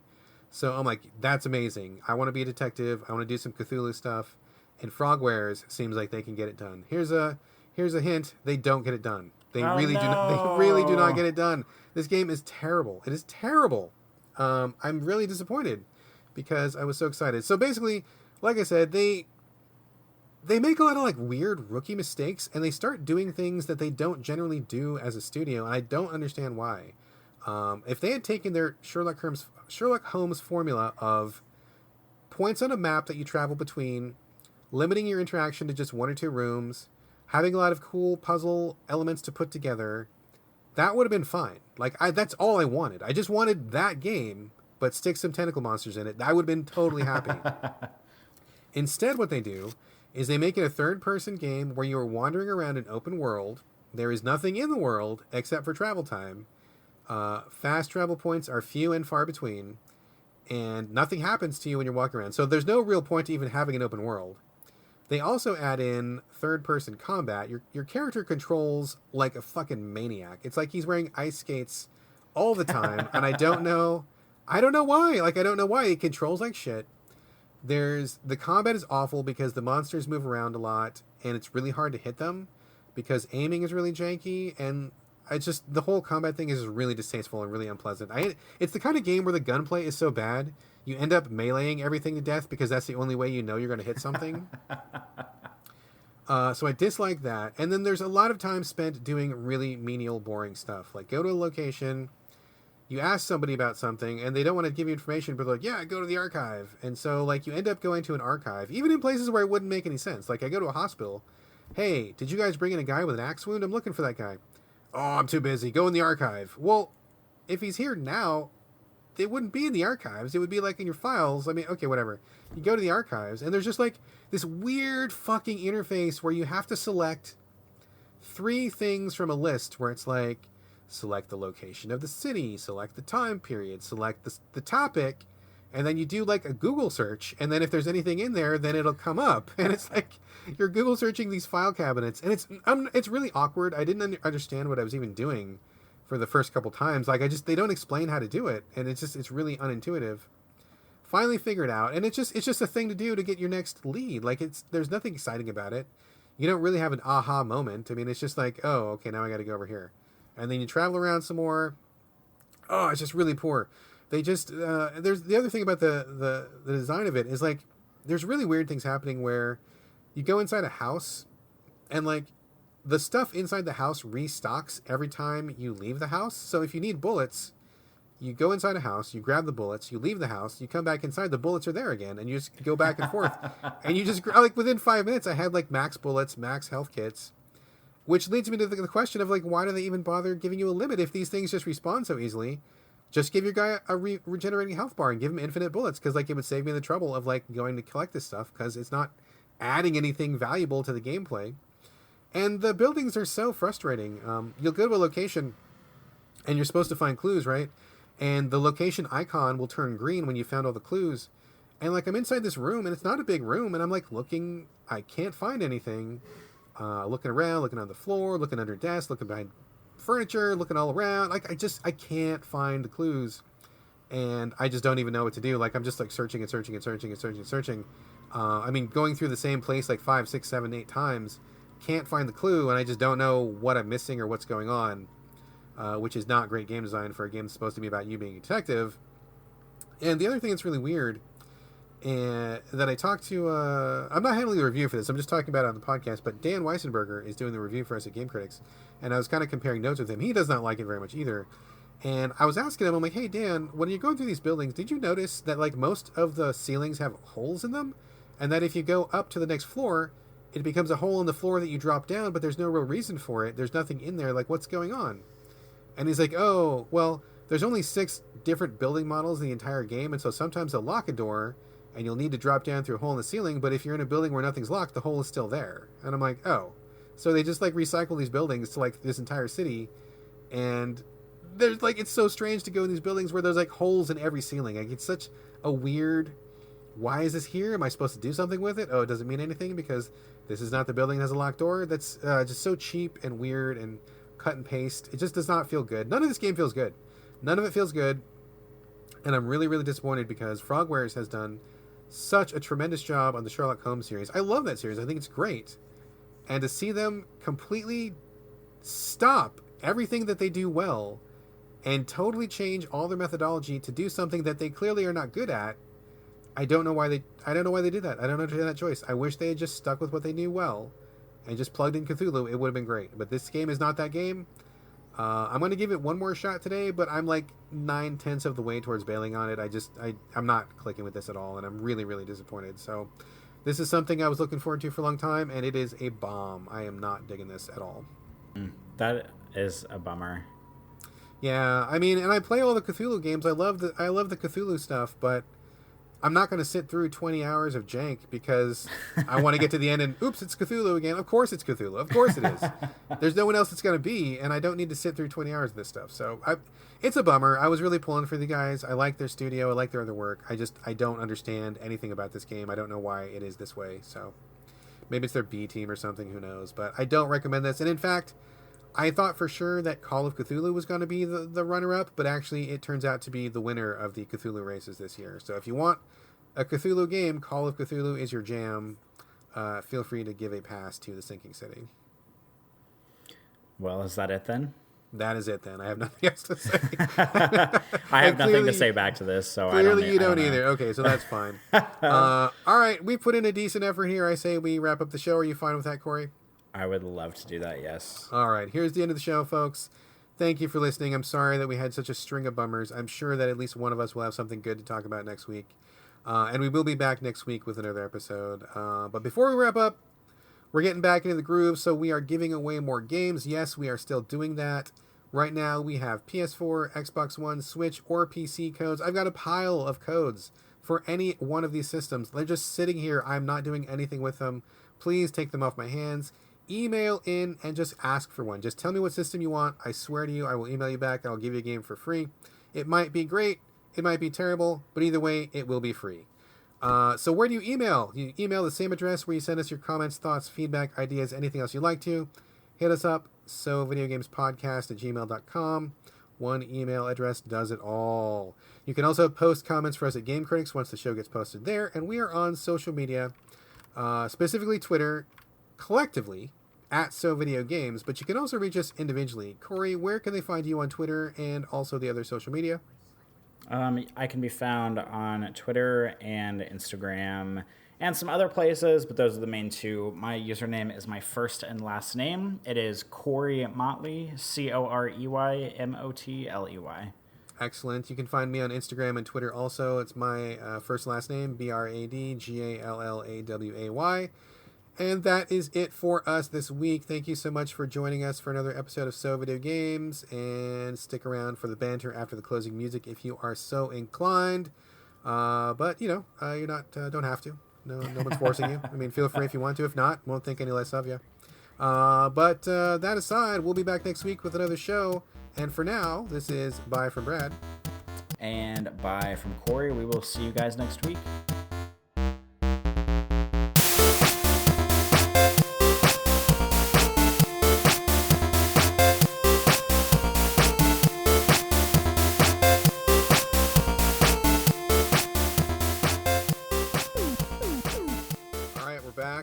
Regular format this week, regular schedule, back in the groove. How you doing, sir?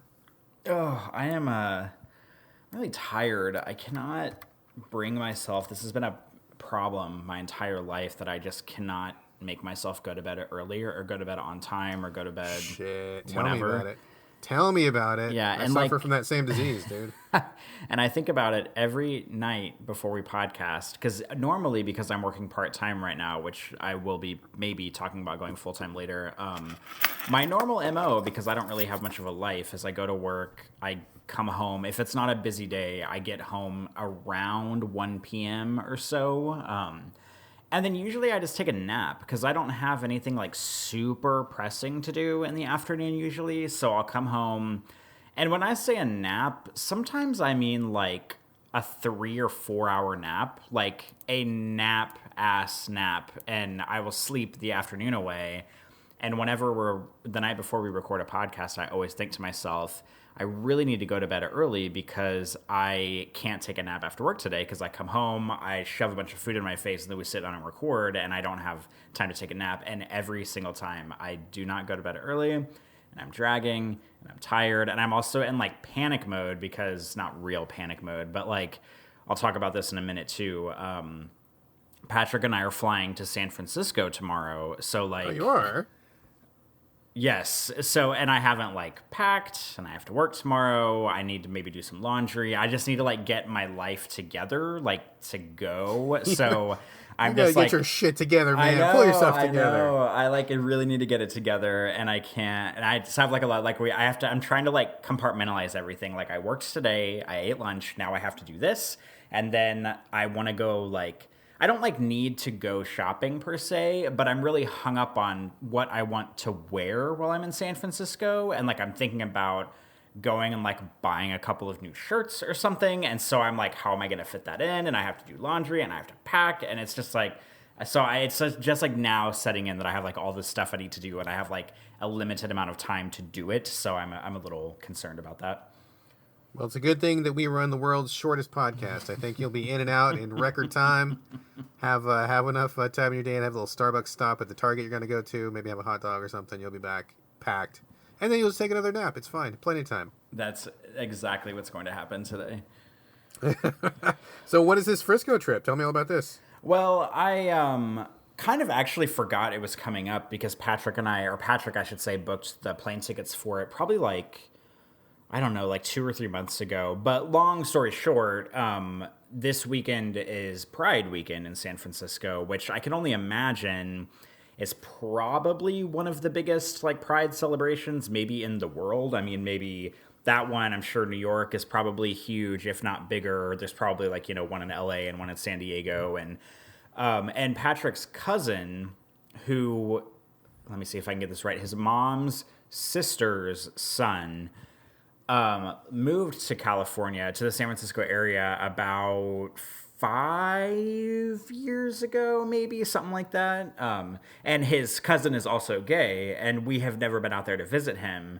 And so we're just kind of like bundling this whole trip into one. Like we're flying out there tomorrow night, which will be Thursday night.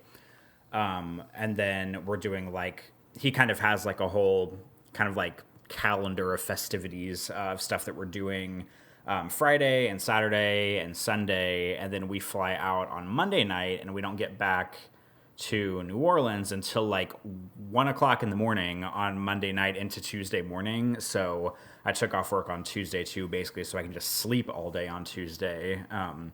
But yeah, we're going for Pride. I'm sure it's going to be a lot of sensory overload. I kind of get nervous in crowds sometimes, so I'm a little bit concerned about just like being in a new environment with a different crowd and just like a lot of stuff happening around me. But I'm also trying to think about like, I'm sure it's going to be wonderful. And I'm also thinking about like when I was talking about going shopping for clothes earlier, like, I mean, Pride in San Francisco, like you can probably wear anything and you can probably wear nothing. And I can't decide like what I want to do. Like, you don't know which way you're going to swing on that spectrum. Yeah, I mean, I would like to wear clothes, but the kicker is that one of the nights, Patrick's cousin, and I still am not sure if I want to do this or not, but one of the nights he wants us all to go to this like bear themed, which if anybody who's listening doesn't know anything about the subsets of gay communities, a bear is generally like a larger hairy man. You can also have like a muscle bear, which is like a large muscular hairy man.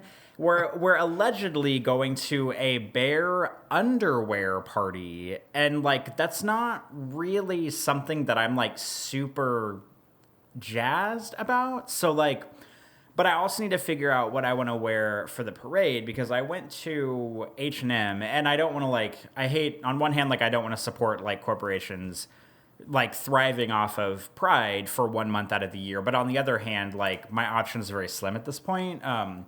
I went to H&M a few weeks ago, and they have this like kind of amazing and also kind of ridiculous like rainbow like mesh shirt. And when I say mesh, it's not like fishnet. It's like pretty small holes, but it's still enough to see through. Sure. And I was like, oh my God, this shirt is ridiculous. I would never wear that. And then the more I think about it, the more I'm like, well, it would be like pretty in theme for Pride in San Francisco. So like I'm thinking about going to buy it like tonight after the podcast.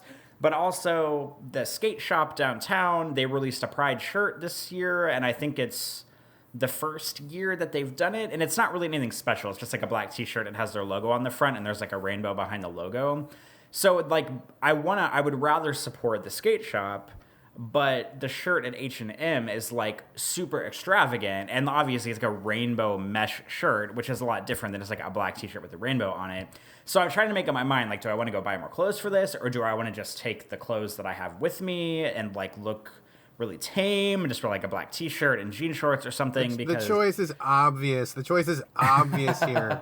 You buy the skate t-shirt to support the skate shop, and you also buy the mesh one because it's super gay, and then you just wear the mesh one and keep the t-shirt at home for when you're like kicking around the house. I know, but both, like, I don't know how much money I want to spend on all of this is the other thing. Like, because both of those shirts combined is going to be in the ballpark of like $60. And do I want to spend $60 on a shirt that I will love and support a local business, and then a shirt that I would rather have for the event, but like never ever wear again, or wear like once every year when Pride comes around?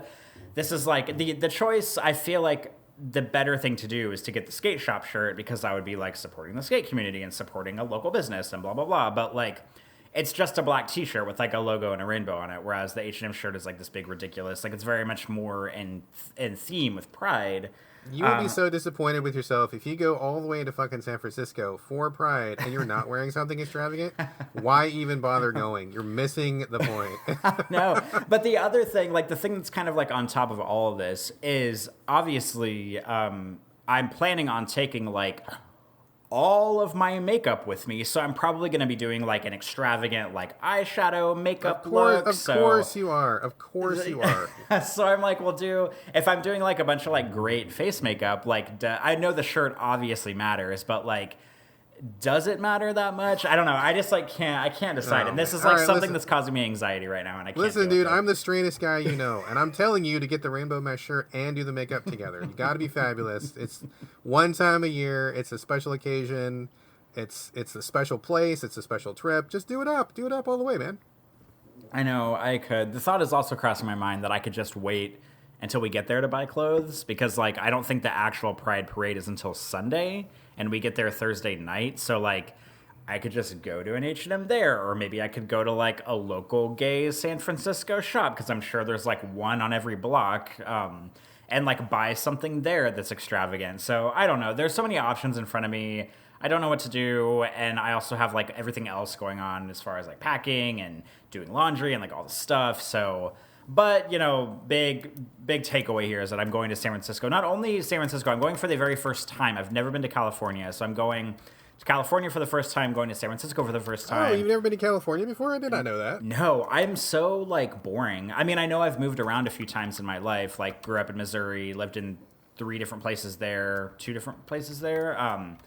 Lived in Omaha, now I live in New Orleans, so it's kind of a big change. But like, I've never been to California. I've only been to New York once. I've only been to Florida once, and that was like when I was 18. Never been out of the country. Like, there's just like a lot of this multicultural stuff that I'm not directly exposed to. So this will be my very first time in California.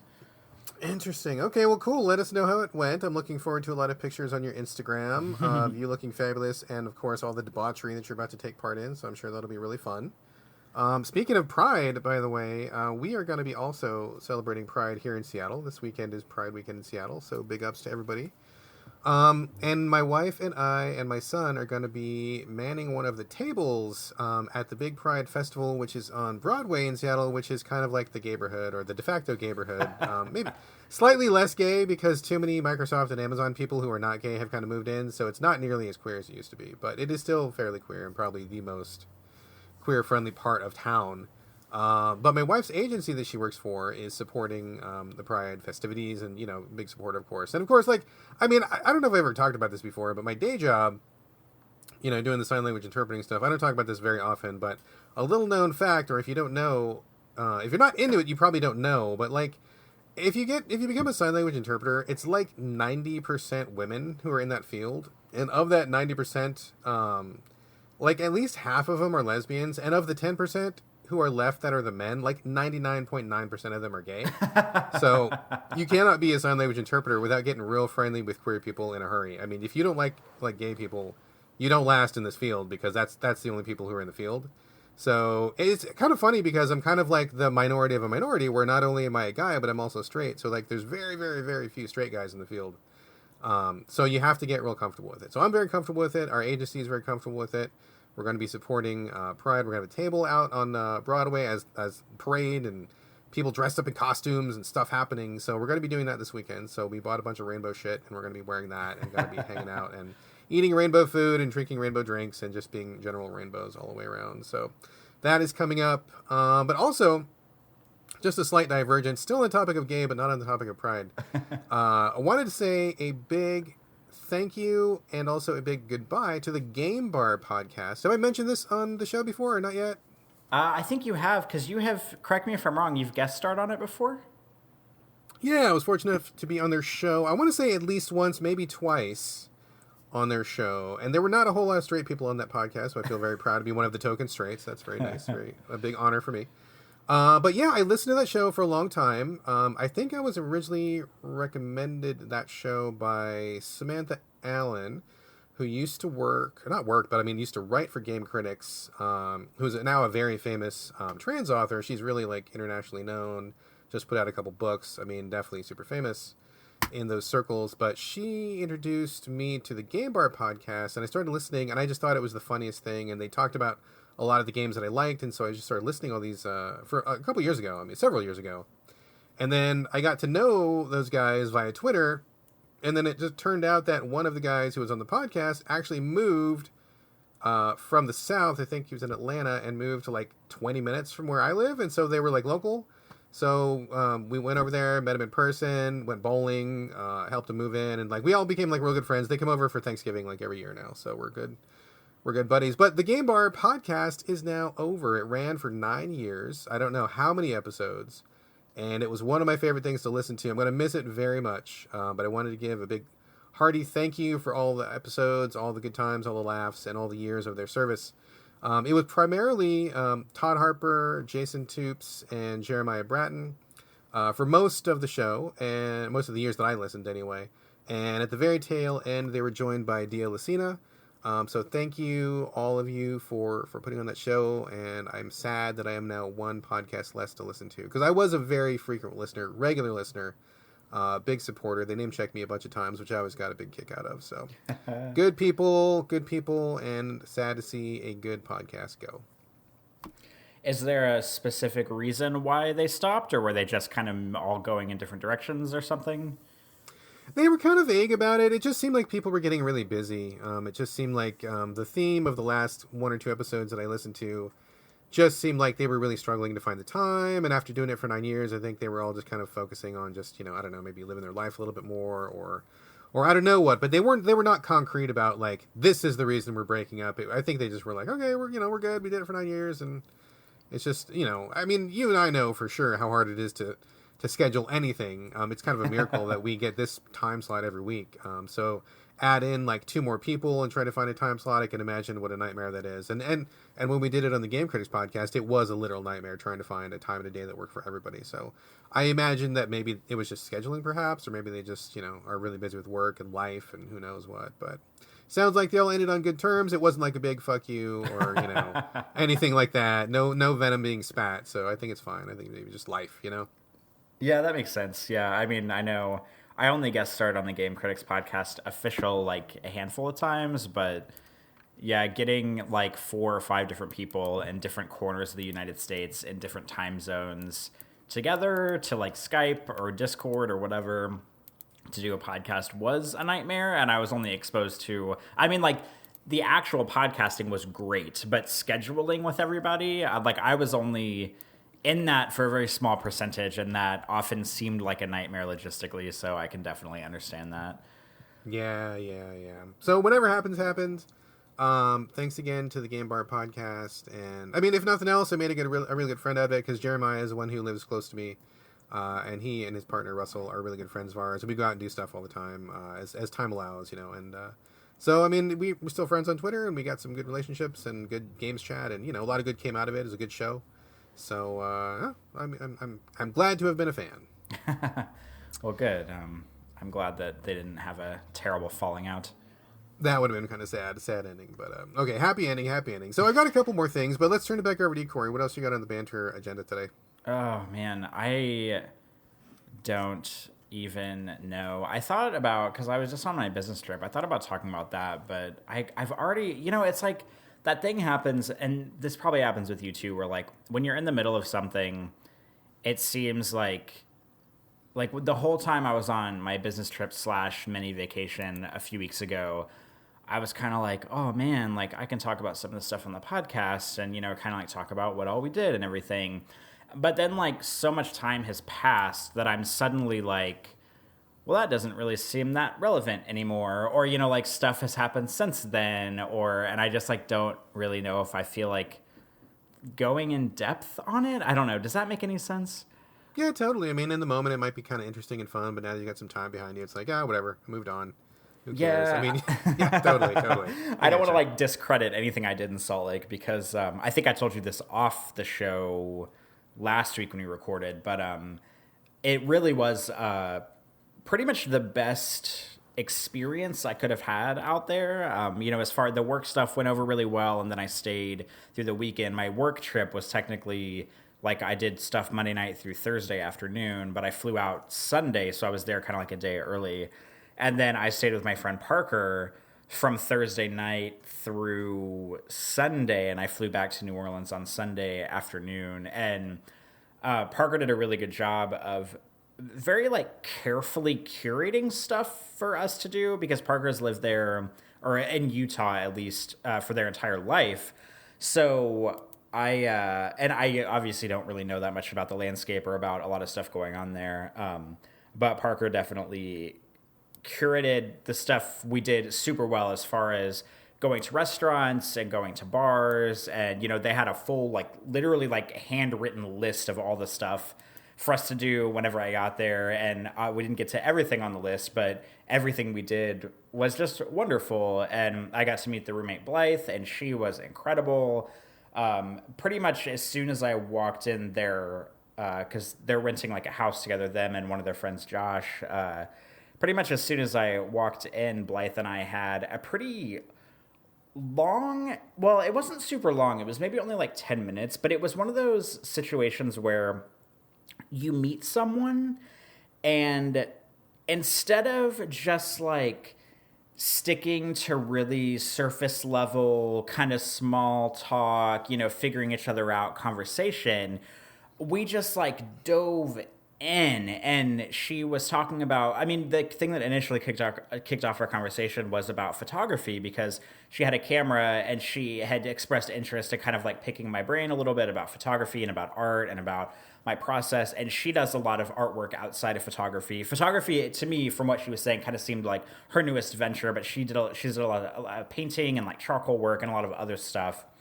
And we just like really dove like pretty deep very quickly on like our process. And I was trying to teach her a little bit about the way that I think about shooting and how I think about editing. And it wasn't really me just telling her what to do, because I don't like to like teach people that way. It's more of like a discussion and a conversation. But it was just really incredible because it's a very rare instance where you meet someone and you're just like talking about like stupid bullshit for a little while before you kind of dive deep on maybe each other's like thought process or just like more interesting stuff. And so I felt really fortunate to have met her and been able to pretty much just like immediately dive into like a pretty like philosophical conversation about like art and photography and about our processes and everything.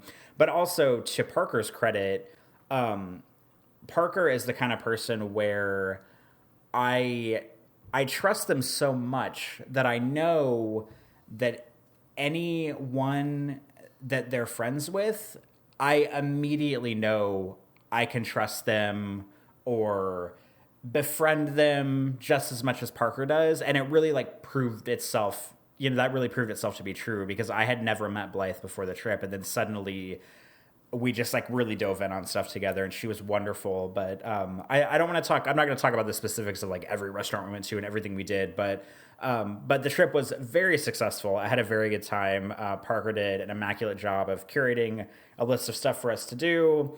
I had not seen Parker. I had been to Salt Lake once before to meet Parker, and that was like 7 years ago. And it was that perfect thing where, they came and picked me up from the airport.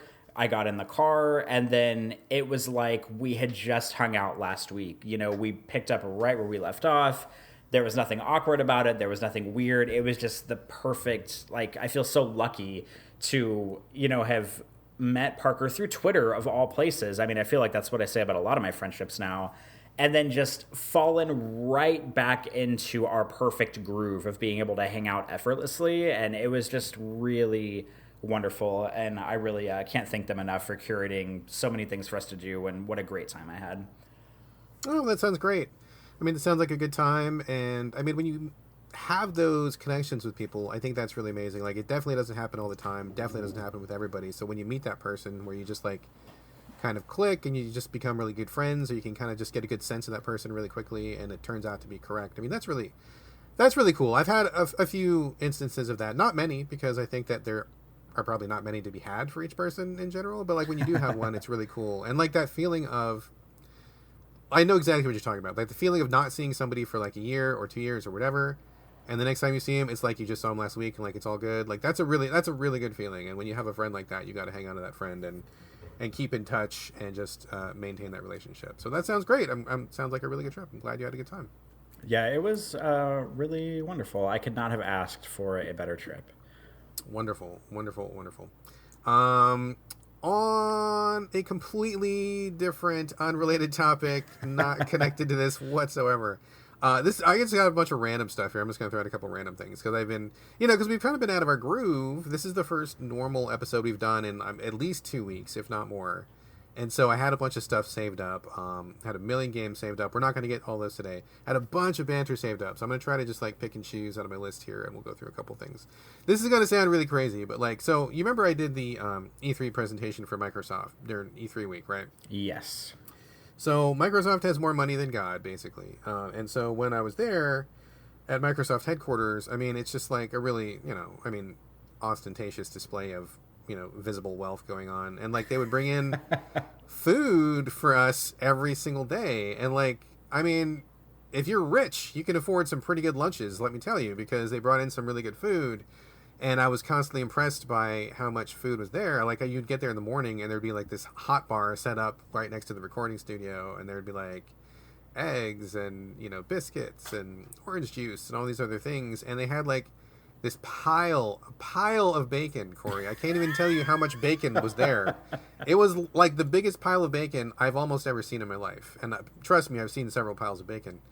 And I would sit there and I'd be like, well, watching my weight, trying to eat healthier, but on the other hand, free bacon and like as much as you can eat. And so I'm like, well, okay, it's E3. I might as well celebrate the gamer way by eating a bunch of fatty bacon and having a bunch of sugary soda. So I indulged myself a little bit more than I meant to, and the bacon kept coming, and I kept eating the bacon, and I actually got to the point where I had enough bacon, and I didn't think that was possible, but I'm like, I'm good. Like, I've had all the bacon my body can handle, and I can't handle anymore, and I literally don't want any more, and getting to that feeling of I don't want more bacon is a pretty rare thing, so that was pretty cool. But the other thing that was really interesting, very interesting about the Microsoft food service, was they cut their chicken in a way that I have never seen chicken cut before. And like, I'm not a professional chef, but I know a lot about food, and I cook food, and I'm a good cook. My wife's a good cook. We both are pretty knowledgeable about food.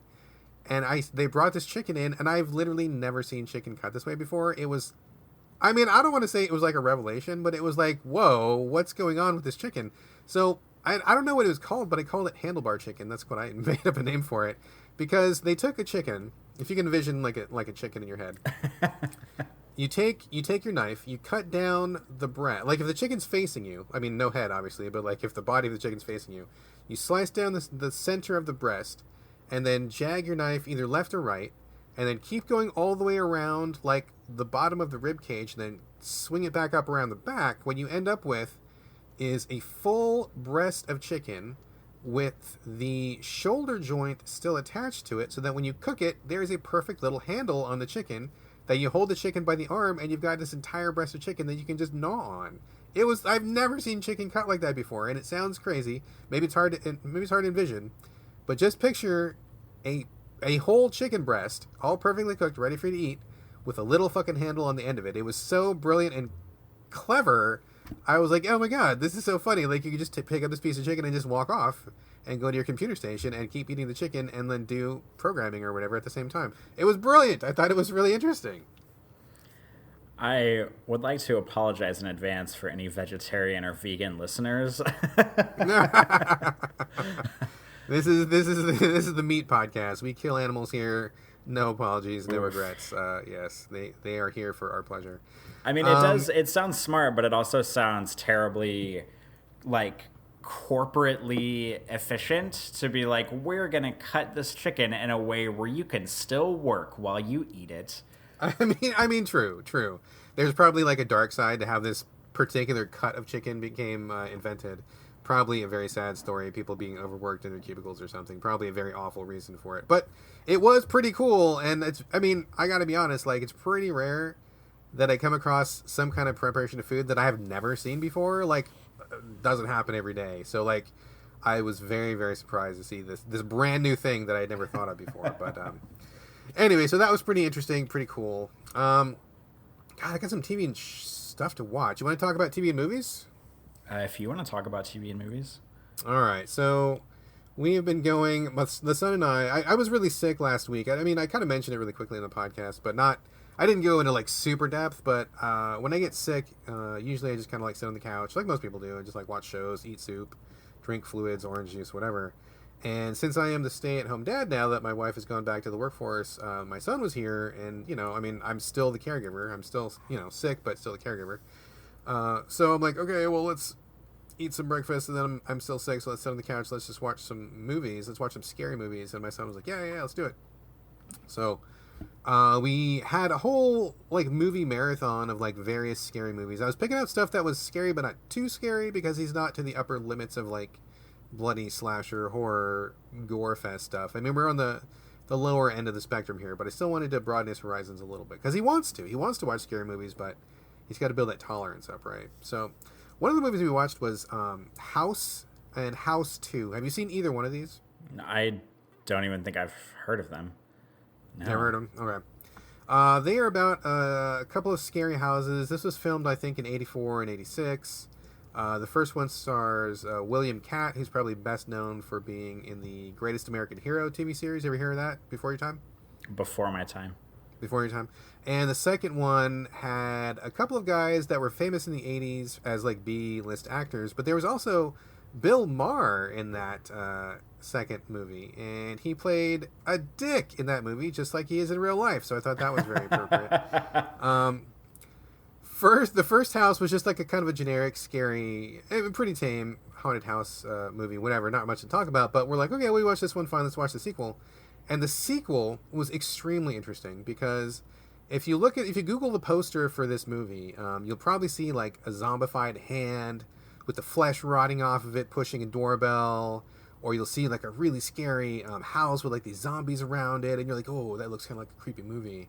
And we watched it, and what ended up happening was it was a surprisingly positive and warm, wholesome family film, very appropriate for kids, which totally blew me away, because we were thinking we were going to watch something spooky. It's that kind of weird flavor of movie that we got a lot during the 80s, and not so much anymore, where it was kind of like a kid's movie, but there was still like some gore and still some horror and still some laughs. And so, but at the same time, still okay for kids. We got a lot of those in the 80s. I think like the Monster Squad was another good example, or even some sci-fi themed stuff. Like, you would get like Neverending Story or Goonies or Explorers or something like that, where definitely kids movie, but a little bit edgy, but not too edgy. And it had this really particular flavor about it that like we just don't see anymore. So I was really surprised with House 2. I would actually recommend it to parents who want something a little teeny tiny bit spooky for the kids, but is still super safe to watch. It was just really weird how the trailer was so spooky, and you watch it and it's like, oh, this is a film the whole family can enjoy. That's a strange, unexpected outcome. So that was okay. And then we moved on to Killer Clowns from Outer Space. Have you ever seen that one? I have not. Have you heard of it, though? I've heard of it, yes. Okay, so that was a pretty well-known kind of cult, goofy film. Still good. Clowns look really gross and creepy. They go around like doing clown stuff, like shooting popcorn guns and wrapping people in cotton candy, and shenanigans ensue. So that was pretty fine. I watched it a million times when I was a kid, and it still holds up. And the last one I think that we watched, okay, like two more. We watched The Ginger Dead Man. Have you seen that one? I have not. I have never seen any movie that you've seen ever. Ginger Dead Man was perfectly terrible. It starred Gary Busey in the lead role, if that tells you anything about how cheap it was. Okay. Yeah, I mean, it looked like they made it in someone's office that was shut down for the night after people went home, and they had enough money to buy donuts for the cast, and they were using someone's iPhone to film it, and like that's how like shitty and cheap it was. It was really bad. It was really, really bad. It's the kind of movie where someone gets killed, everybody goes, "Oh shit," and then like in the very next scene, 5 seconds later, they're just like, "Do business as usual. Everything's fine." Like even though there's one of their friends just got cacked or something. Terrible, terrible film. The gingerbread man who was doing the killing, terrible special effects. Gary Busey, why would you even spend money on that guy? The whole thing was awful. It was phenomenally bad. And then we were flipping through looking for some more movies to watch, and I think we were going to like watch The Blob or something like that. And we start flipping through the download, the little title cards on the download, you know. And so we start flipping through, and we pass through Elvira. You know Elvira? Oh yeah, of course. Okay, so we're flipping through. One of her title cards comes up, and I keep flipping through. And my son's like, "Wait, go back." Was it like mostly her cleavage in the picture? Of course it was. There's no other picture of Elvira. Of course it was. And so I'm like, what? He's like, well, "Who's that lady?" And I'm like, "Oh, that's Elvira, Mistress of the Dark, son." And so he's like, "Let's watch that one." I'm like, "Okay." So we ended up watching that, and that was quite funny. It was funny. It was funny too because we watched it. The movie was terrible, but it was like Elvira's usual thing where she'll pop up every 4 or 5 minutes with like a joke or something just to kind of like make the movie better. Kind of like her version of Mystery Science Theater 3000 or whatever. So we watched the movie and it was all fine and whatever. We get done and then I go on to Twitter and I go, "Oh yeah, puberty came to our house early this year because my son wanted to watch an Elvira movie." And I tagged her into it and she totally saw it and retweeted and she gave me like a little smiley face back. So I thought it was really funny. Stuff like that is when Twitter is at its best. I love when you can reach out to like a celebrity and like give them some props or tell them a thank you or something, and then they see it, and they're like, "Hey, you're welcome," you know, that kind of thing. I think is great. So that was really fun. That was hilarious. I've only got one other movie to talk about, but I'm not going to talk about it if you haven't seen it. Have you seen Us? I have not. I have not seen either of Jordan Peele's movies, and I'm like so behind the times on it. Okay, you should do like a double feature. You and Patrick should get like one weekend when you guys have some time and watch those. I was going to talk about it, but I don't want to talk about it too much because I mean there's definitely some spoilage that can happen there. But the wife and I watched it the other day. We had a rare moment when the kid was out of the house because we thought that would be too hardcore for him. So we wanted to wait until he was around. He was not around. He was off for the day playing with a friend, and so we watched it. And it was pretty good. I mean, I think I actually liked it better than Get Out. And I'm not saying that I didn't like Get Out. I did like it. I don't think it was like the revelation that a lot of people said it was. I mean, I thought it was a very good, solid horror movie. And especially good for Jordan Peele's first time out as like director. I mean, you know, I liked it. Like, I'm not saying I didn't like it, but, you know, I just wasn't blown away by it, you know. But his second one, Us, is about a family that goes to the beach for like a holiday, and when we get there, they're renting a house, no, they own a vacation house there at the beach.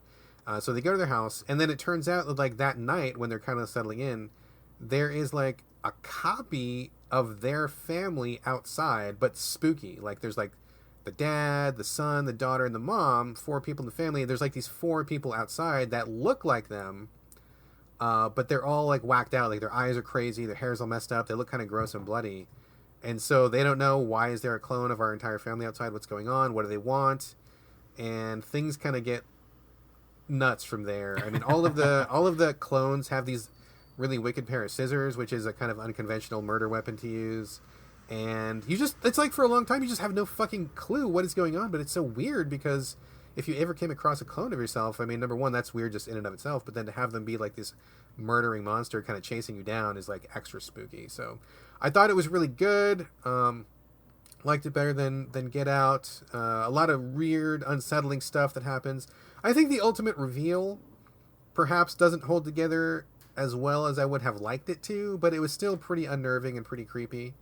And I mean, I don't think anybody really watches a horror movie for the twist at the end. I mean, I think you want to be scared and kind of be kept on the edge of your seat and stuff like that. So to that end, I thought it was really well done. And I got to say, the performances were all really good. I mean, everybody in that film I thought did a great job.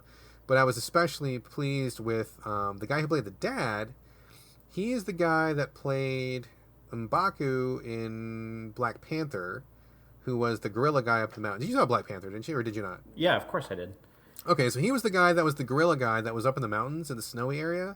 He was like Black Panther's kind of like frenemy or whatever. Yes. And I thought he was good in that movie, but like in Us, he really gets to shine. He leans into being the cheesy ass dad like real hard, and he nails it. Like he's doing all these terrible jokes, and he's being such a fucking cornball. And it was a real hoot to watch him do that, because I mean, not only do I do some of those things myself, but like watching somebody ham it up so hard as like the dad, and like loving being the dad. And he was like a good dad. Like he wasn't a bad dad. He wasn't a drunk. He wasn't abusive. He was just like a cool good dad that loved his kids. And like you don't see that very often in movies, like as sad as it is to say. So to see somebody like really lean into that was really good. I thought he did a great job. But everybody did a great job, and it was a good movie. Definitely recommend it. Definitely spooky. So yeah, big thumbs up.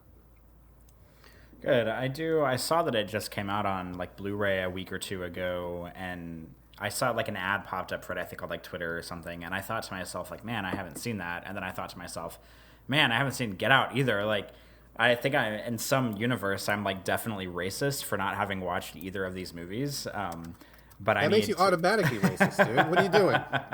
I know. I just need to. I mean, you know how I am, though. Like, it takes so much for me to, like, sit down and watch a movie, especially if the movie's not in theaters anymore. Like, to sit down at home and watch a brand new movie, it takes, like, it's just something that I don't do very often, or it has to be, like, a very specific movie that I really want to see. So, I don't know. I'll probably see both of them at some point, but I just don't feel like I know and I trust that they're both like amazing movies or whatever, but I just don't feel like the strong urge to do it because I have so many other things I'm doing that sitting down and watching a movie just takes a lot of effort. Because I like when I watch a movie, I'm not one of those people who will like text on my phone or be checking my email or be asking the person next to me a bunch of questions during the movie. Like whenever I watch a movie for the first time, if it holds my attention, which I mean, most of the movies that I seek out, I think do, because I like to think that I watch movies that align with my taste, I like dial all the way into them. So it takes, it sounds dumb because like watching a movie takes like not a lot of effort. You're just sitting there, but like to watch a movie and be like really dialed into it and be paying attention to the entire thing and to be like not texting or not talking or, not pausing every 5 minutes to get up and get like water or whatever, it can be exhausting because I like to really dial myself in when I watch movies. And it's just one of those things that I like never feel like emotionally prepared to sit down and watch something new like that at home unless I'm going to the theater and seeing something new. And it's just like that thought process that keeps me from watching a lot of new movies at home. No, I'm with you, dude. I'm definitely not the kind of guy who will put on a movie and then like go fuck around on email or like do some tweets or something. Like if I'm watching, and I would counter that by saying I think you're actually correct. I mean, I think that if you're gonna really watch a movie and really take it in and get absorbed with it, like it does take a fair amount of effort. You have to do some active watching where you're kind of thinking about, the dialogue. What do they mean by including this specific piece of dialogue? Why did they choose this camera angle? What is the meta language happening in the film? I mean, or you can ignore that stuff too and just watch it, but at least watch it and pay attention. I think that does take a certain degree of commitment. So I'm right with you. If I'm going to watch a movie, I'm going to watch it. Like I'm not going to like turn it on and then like go talk to somebody or whatever. So I hear you, but you should definitely check those out. I think they're both winners. I think they're both really good. Totally random, but have you ever seen Eternal Sunshine of the Spotless Mind? I have not seen that either. You might want to watch that one. For some reason, I feel like that is maybe a Corey movie. Based on our conversations in the past and how you watch movies. It stars Jim Carrey, but don't let that put you off because this is one of the times that he actually does a really good dramatic role, and he really is a great actor when he puts his mind to it. It's a sci-fi movie where there is a process that you can remove memories that you find painful or that bother you. And so it becomes about like what is the value of not having that experience versus those experiences making you who you are. I found it to be a really tremendous movie, and I don't know why that popped into my head, but I think like hearing you say that you really want to focus on movies and really get into them, and knowing how you like movies, I would strongly recommend that one to you. I bet you would get a lot out of that one. Yeah, I think so too, because I've heard of it, and I follow that Twitter account, the One Perfect Shot Twitter account. Do you follow that one? No, I don't know what that is. It's called One Perfect Shot, and basically it's just one of those accounts, and this might be like the biggest one for film, where they just tweet like a picture, like a single frame from a movie, and they say like the name of the movie, the director, the cinematographer, and then if they've written an article about it or something, they'll like post a link about whatever article they wrote. And I mean, I had heard of Eternal Sunshine of the Spotless Mind back when it came out because I was probably in like middle school or high school whenever it came out. Yeah. And every time they post, so like I kind of know what it's about, and I do think it would be a me movie. And every time they like post a screenshot from it, I'm like, oh, I would probably like this. But then I think, man, am I ever actually going to sit down and watch it? So, but I trust that I would like it. I just haven't watched it. I found it to be really touching. I would strongly recommend that you put that on your "will definitely get to it" list. I think that you would really like it a lot. So if you ever get around to it, let me know. Will do. All right. I think that is all the banter that I care to share today. You have any last little bits you want to throw out there? I don't think so. I will give the tiniest, briefest against the law mention that I downloaded and played the new Hitman mission last night. Hold on to that thought. Let's talk about that in the show because I did want to cover that really, really briefly. So we'll talk about that in the main thing. And also, I can't hear a goddamn thing you're saying. So oh my god! I'm going to assume that you're just agreeing with me. And let's wrap up banter and then we'll do the main show. It may just be me talking to myself. I don't know. I am here if you can hear me. Okay, I can hear you now. Okay, we're back. Okay, technical issues. The internet is wonderful. I say let's wrap it up and let's talk about some games. What do you say? I can get behind that. All right, let's talk about some games.